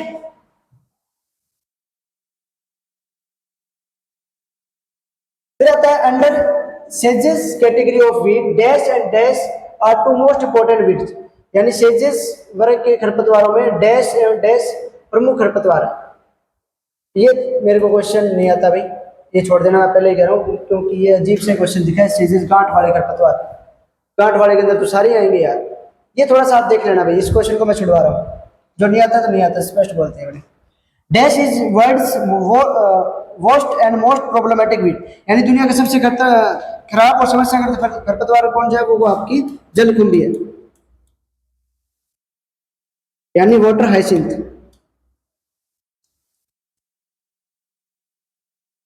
ठीक है। और इसको क्या बोलते हैं, टेरर ऑफ वाटर हाइसिंथ, और लिख लेना जलकुंभी, इसका लिख देता हूं, इसको बोल देते हैं अपने टेरर ऑफ बंगाल। इंडिया के अंदर इसको क्या बोला जाता है, टेरर ऑफ बंगाल के नाम से भी जाना जाता है भारत के अंदर, ठीक है। तो जलकुंभी जो है या वाटर हाइसिंथ जो है वो दुनिया का सबसे खराब और समस्याग्रस्त खरपतवार माना जाता है, और इसको अपने टेरर ऑफ बंगाल भी बोलते हैं इंडिया के अंदर। ये आपके सारे फिल इन द ब्लैंक्स हो गए। अब आते हैं objective. Nitrogen type of nutrient, nitrogen किस प्रकार का है, highly mobile, moderate immobile, less mobile या इमोबाइल। तो वाटर जो सॉरी नाइट्रोजन जो होता है वो आपका हाईली मोबाइल होता है, यानी अत्यधिक गतिमान जो पोषक तत्व माना जाता है। नेक्स्ट क्वेश्चन है आपका, a permanent waiting the available water of Sandy soil is, यानी स्थायी सूखा होने पर रेतीली भूमि में उपलब्ध पानी होता है तो 3 से 10 सेंटीमीटर पर, ये क्या है पर, छोड़ो इतना याद रख लो, 3 से 10, वैसे मीटर नहीं आना चाहिए, छोड़ है इसका मतलब। नेक्स्ट है टेंशियोमीटर इज यूज्ड फॉर, टेंशियोमीटर का प्रयोग किया जाता है टिलेज ऑपरेशन के लिए, नहीं, इरिगेशन शेड्यूलिंग के लिए यस, फर्टिलाइजर्स एप्लीकेशन नहीं, स्प्रे ऑफ फंगिसाइड नहीं। एक तो देखो जो टेंशियोमीटर है उसका यूज किया जाता है मॉइस्चर डिटर्मिनेशन के लिए, ठीक है, नमी का पता लगाने के लिए। और जब मैंने आपको ये कराया था सॉइल मॉइस्चर डिटर्मिनेशन, यूट्यूब पे उसके लेक्चर्स भी पड़े हैं, वो भी देख सकते हो। बट मैंने जो कॉलेज में बच्चों को कराया था ये टिलेज सॉइल मॉइस्चर डिटर्मिनेशन, तो उसमें मैंने बताया था कि इसका इरिगेशन शेड्यूलिंग के लिए भी यूज होता है, मतलब पानी कब और कितना देना है, ठीक है, तो उसको बोलते हैं इरिगेशन शेड्यूलिंग। तो टेंशियोमीटर का प्रयोग जो अपने इरिगेशन शेड्यूलिंग के लिए भी करते हैं, यानी सिंचाई निर्धारण के लिए।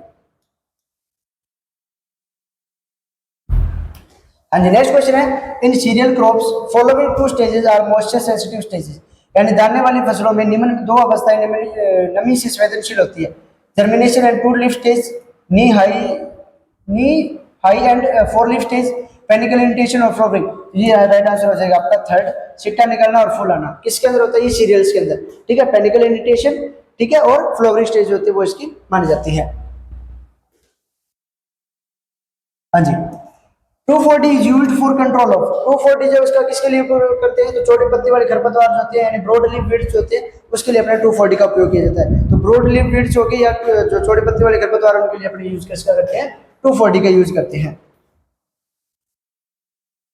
Zinc deficiency in paddy could which disease, ठीक है, जो जिंक है वो कौन सा जान में चावल में कौन सा करता है? तो खेरा डिजीज करता है, ये तो अपने को पता ही था, ठीक है। और खेरा को किसने बताया था? तो वाई एल नेने ने, ये भी कई बार आपके सुपरवाइजर में भी क्वेश्चन आया हुआ है, वाई एल नेने ने खेरा डिजीज को डिस्कवर किया था।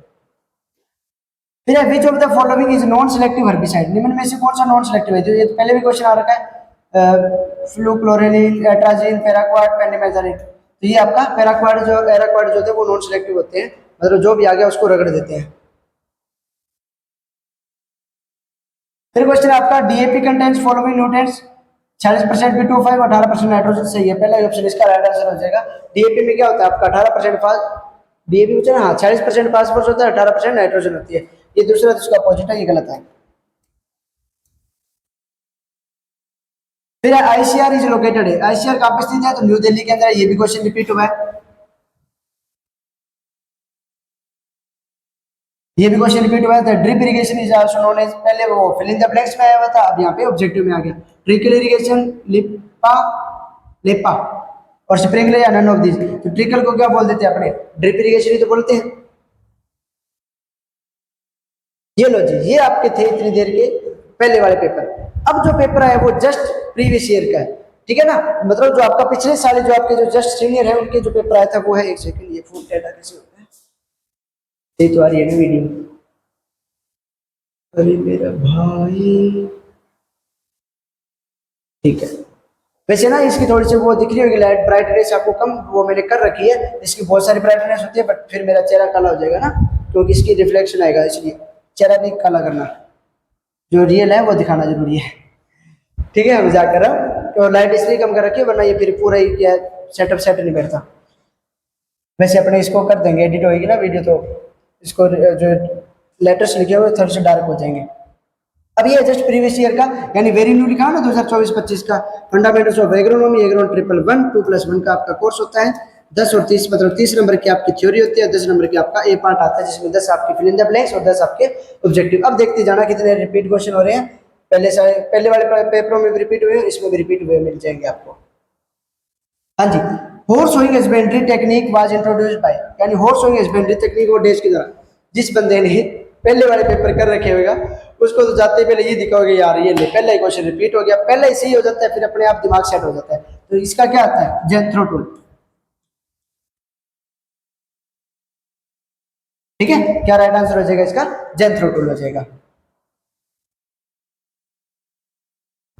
नाइट्रोजन कंटेंट इन डीएपी, यानी डीएपी में नाइट्रोजन कितना होता है? तो डीएपी में नाइट्रोजन होता है आपका 18%, ये भी क्वेश्चन रिपीट हुआ है ना। और 40% क्या होता है आपका? P2O5 और 18% क्या होता है? नाइट्रोजन। एक चीज मैं बता देता हूँ कि मैं पेपर सोल्यूशन तो करा रहा हूँ, बट जब तक आप पढ़ोगे नहीं तो कोई फायदा नहीं है, तो प्लीज सीरियस होकर कुछ दिन पढ़ लेना। आपके लगभग कह रहे हैं कि 27 मार्च जो होती है, 27 मार्च होती है, 27 मार्च जो है उस तक आपके मेन एग्जाम हो सकते हैं, क्योंकि वैसे क्या होता है पहले प्रैक्टिकल फिर मेन एग्जाम होते हैं, लेकिन पहले क्या हुआ करते थे, मेन एग्जाम होते थे फिर प्रैक्टिकल होते थे। यूनिवर्सिटी का कोई पता नहीं है, हो सकता है वो पहले मेन एग्जाम करा के फिर प्रैक्टिकल ले ले। इसलिए बोल रहा हूँ कि इस चीज में वहम के अंदर मत रहना कि हमारा पहले प्रैक्टिकल होएगा फिर मेन एग्जाम होएगा।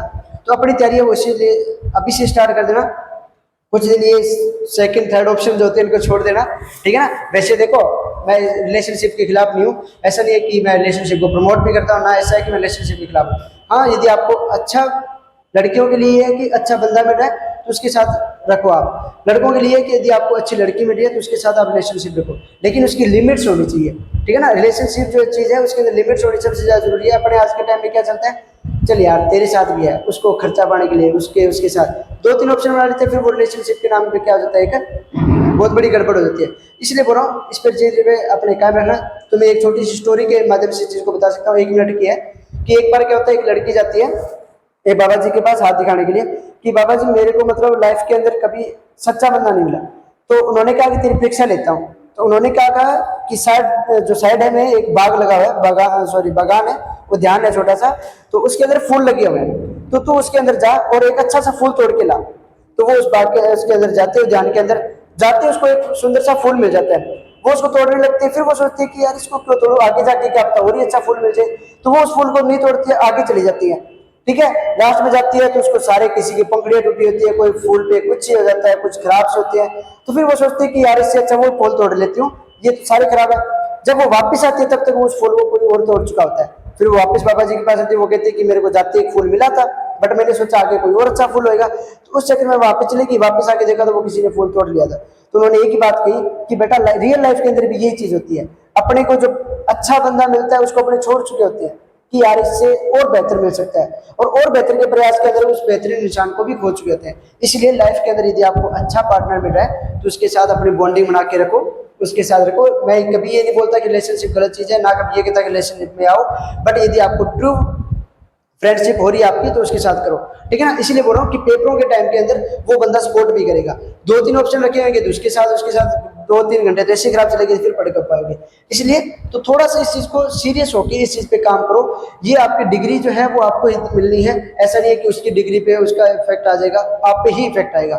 ठीक है, तो अपना पूरा ध्यान इस पे रखो, इस चीज को भी टाइम दो, लेकिन एक लिमिटेड टाइम होना चाहिए, पढ़ाई भी साथ साथ में होनी चाहिए। तो इस चीज का ध्यान रख लेना, ये स्टोरी आपके काम भी आएगी। ठीक है, इस स्टोरी को माइंड में रखना। अब देखो पेपर तुम खुद देखते जाओ, पिछले साल की रिपीट हो रही है ना, यदि आप लोगों ने पेपर भी कर लिया ना तो भी आपका भला हो जाएगा। ठीक है ना, ऐसे मैं आपकी सोइल को डेफिनेशन कराऊंगा सोइल की। तो सोइल का तो लगभग अपना ऑब्जेक्टिव पार्ट भी हो रखा है, डेफिनेशन भी हो रखा है, तो अपना कुछ रहेगा नहीं। ठीक है, लॉन्ग क्वेश्चन है वो आपके मैराथन क्लास में कवर हो जाएगी, तो आपके सारा सिलेबस तैयार हो गया ना, नंबर आ सकते हैं आपके आसानी से। इसीलिए थोड़ा सा फोकस कर लीजिएगा, हो सकता है आपके 27 मार्च हो जाए, वरना अप्रैल के फर्स्ट वीक में तो होने ही होने होते हैं। ठीक है, अब ये वाला तो मैंने कहा दिया। फिर dash nutrient is immobile in plant and mobile in soil. जब भी मैं न्यूट्रिएंट चैप्टर कराता हूँ तो बच्चों को ये क्वेश्चन बोलता हूँ कि मोस्ट इंपॉर्टेंट है, इसको लिख लो, क्योंकि आपके अगले सेमेस्टर में सॉइल फर्टिलिटी कोर्स आएगा, और आपके ये न्यूट्रिएंट मैन्योर फर्टिलाइजर ये आपके एग्रोनॉमी में इस साल है, अगले साल ये सॉइल के अंदर आ जाएगी। तो ये क्वेश्चन मैं बहुत कराता हूँ। ये कौन सा होता है आपका फास्फोरस जो तत्व होता है ना, वो क्या होता है आपका जो प्लांट होता है इसके अंदर तो होता है इमोबाइल, लेकिन सोइल के अंदर क्या होता है, मोबाइल न्यूट्रिएंट होता है। ठीक है, इसके अंदर राइट आंसर हो जाएगा इसका फास्फोरस। फिर आता है जूट बिलोंग्स टू फैमिली, कौन सी जो फैमिली से आता है, तो टिलियेसी से आता है। जो टिलियेसी कुल होता है उससे आपका जूट आता है। और याद रख लेना जूट प्रोडक्शन में इंडिया की कौन सी रैंक है अभी, तो फर्स्ट रैंक है। जूट प्रोडक्शन के अंदर इंडिया की फर्स्ट रैंक है। Major source of irrigation in Rajasthan, ये देखो फिर क्वेश्चन रिपीट हुआ, राजस्थान में जो सिंचाई उसका मुख्य स्रोत क्या है, तो नलकूप है, ट्यूबवेल्स। ठीक है, तो ये क्वेश्चन भी आपके रिपीट हुए हैं। साइड हो जा रही, ये हो गया, ये कौन सा है, मेजर सोर्स तक क्यों है ना। फिर आता है physical condition of soil resulting from tillage is known as, यानी भूपरिष्करण के पश्चात जो भूमि की भौतिक दशा होती है उसको अपने क्या बोलते हैं, तो टिल्थ बोलते हैं उसको। क्या बोलते हैं उसको, टिल्थ। क्या बोलेंगे उसको, टिल्थ बोलेंगे। Popping in groundnut is due to deficiency of dash nutrient, यानी मूंगफली में जो पोपिंग होता है वो डैश की कमी से। पोपिंग का मतलब होता है उसके अंदर दाना की फॉर्मेशन, वो दाना निर्माण नहीं होता, यानी पोड फॉर्मेशन नहीं होती है, तो वो किससे होता है, तो वो याद रख लेना कैल्शियम की कमी से होता है popping. The word agronomy has been derived from, ये देखो मैंने कहा था ना अगले पेपर में है फिर से। ठीक है, तो एग्रोनॉमी जो है वो कौन सी शब्दों से है, एग्रोनॉमी विज्ञान शब्द की उत्पत्ति डैश शब्द से हुई है, तो ग्रीक भाषा के शब्दों से हुई है। और ग्रीक के भी कौन से होते हैं, एगर, क्या एग्रोनॉमी है क्या, एग्रोस और नोमोस। एग्रोस का अर्थ क्या होता है, फील्ड, और नोमोस का अर्थ क्या होता है, मैनेज, यानी फील्ड को मैनेज करना। ठीक है, तो ये आपके याद रखना। फिर extreme form of minimum tillage, ये देखो कितना क्वेश्चन रिपीट हुआ है ना, यानी न्यूनतम भूपरिष्करण की जो चरम सीमा होती है वो कौन सी होती है आपकी, जीरो टिलेज। कितनी बार रिपीट हुआ है ये जीरो भूपरिष्करण। फिर artificial application of water is known as, यानी कृत्रिम रूप से फसलों को पानी देना क्या कहलाता है, इरिगेशन ही तो कहलाता है, सिंचाई।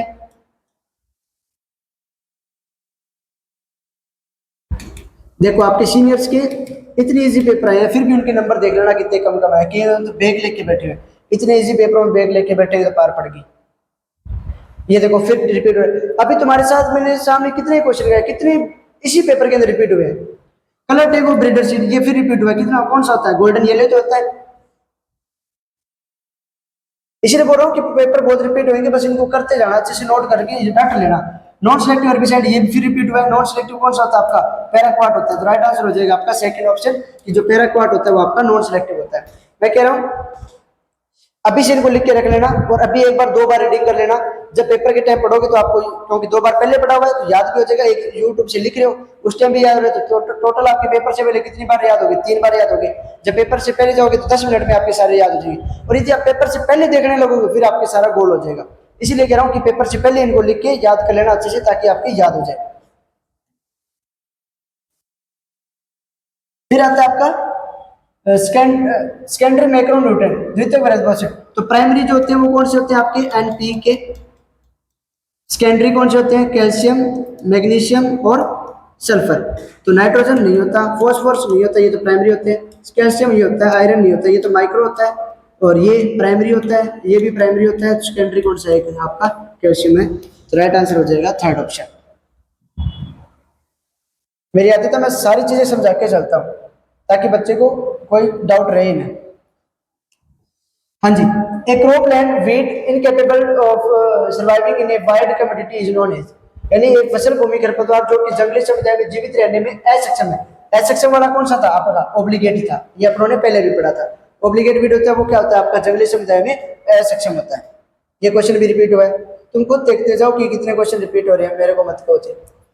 Total essential mineral nutrient is, यानी कुल खनिज पोषक तत्व कितने होते हैं, 14, 15, 16, 17, तो कितने होते हैं टोटल एसेंशियल न्यूट्रिएंट कितने होते हैं, 17 होते हैं, यानी कुल आवश्यक पोषक तत्व।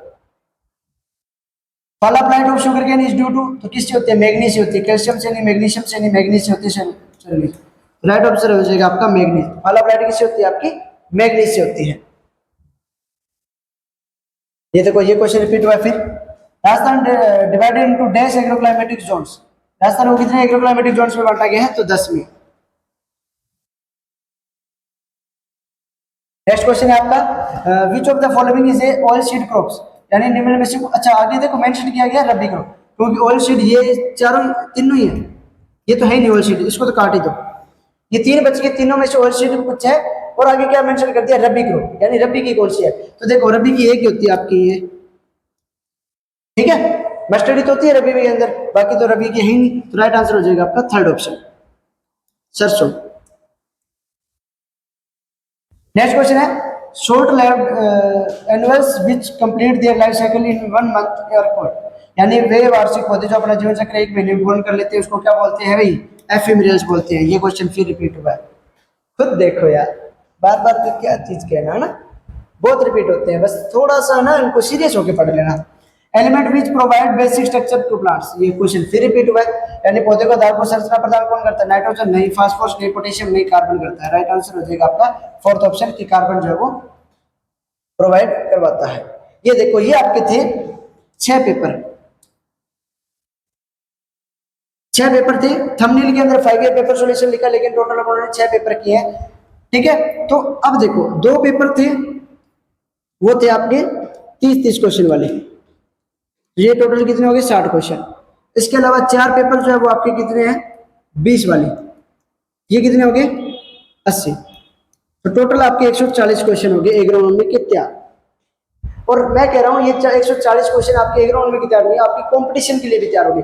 ये तो आते हैं कंपटीशन में, और क्या आता है इन 140 में से मान के चलना टोटल आपके पास में लास्ट क्वेश्चन बचेंगे 100, क्योंकि 40 क्वेश्चन ऐसे होंगे जो बार बार में रिपीट हो रहे हैं, तो रिपीट हो रहे हैं उनको एक बार लिखते हैं, उनको बार बार में मत लिखना, ठीक है। मान लो जैसे अपन पहले क्वेश्चन लिखा, ये वाले लिखा, अब ये वापस रिपीट हो रहे हैं, तो उसी क्वेश्चन के आगे जाके एक स्टार मार्क कर दो। 2 बार रिपीट हो रहे हैं 2 बार स्टार मार्क, 3 बार हो रहे हैं 3 बार स्टार मार्क कर दो, मतलब 2 स्टार मार्क आ रहे हैं, मतलब ये क्वेश्चन बहुत इंपॉर्टेंट है, ये फिर आ सकता है। 3 हो रहे हैं तो ये तो पक्का ही आ सकता है। तो ये चीज है, स्टार मार्क करते जाना, जो क्वेश्चन रिपीट हो रहे हैं उनको बार बार में लिखना मत लिखना, ठीक है। तो ये था आपके 6 year paper solution. I hope कि आप सभी को अच्छे से समझ आए होंगे, ठीक है। बाकी तो आपकी चॉइस है कि कैसे इनको लिखोगे, कैसे इनको याद करोगे, बट मेरा मानना ये है इनको अच्छे से याद कर लेना। जितने भी आपके एग्रीकल्चर स्टूडेंट जानकार हैं उन सभी को शेयर कर देना। वीडियो को लाइक नहीं किया तो वीडियो को लाइक कर देना और चैनल को सब्सक्राइब जरूर कर लेना। और ये भी अभी तक यदि आपने मुकेश सर को इंस्टाग्राम पे फॉलो नहीं किया तो इंस्टाग्राम पे फॉलो कर लेना, उसका लिंक भी डिस्क्रिप्शन में मिल जाएगा। व्हाट्सएप ग्रुप है उसके लिंक भी डिस्क्रिप्शन में मिल जाएंगे। गर्ल्स के लिए वो नंबर दे दिया, आप मैसेज कर सकते हो। ठीक है, आपको कोई भी डाउट होता है तो भी आप मेरे से पूछ सकते हो। गर्ल्स हो चाहे बॉयज दोनों डाउट पूछ सकते हैं, बट मैसेज करना, कॉल नहीं करना। कॉल मैं रिसीव नहीं करता, मैसेज आप करके छोड़ देना। अपने कॉलेज का नाम लिखना कि यहाँ से मेरा ये डाउट है, आप कंफर्म करके दो, या मैं ये नोट्स प्रोवाइड करा सकते हो या नहीं, तो मैं आपको बता दूंगा ये मेरे पास है या नहीं। ठीक है, तो बाकी प्यार और सपोर्ट आपका जितना पहले बना हुआ था उतना बनाए रखना। बाकी और भी पेपर्स आते रहेंगे, सोइल की डेफिनेशन भी करेंगे। ठीक है, तो इतना प्यार और सपोर्ट करना, इस वीडियो को जितना हो सके उतना शेयर कर देना। Thank you.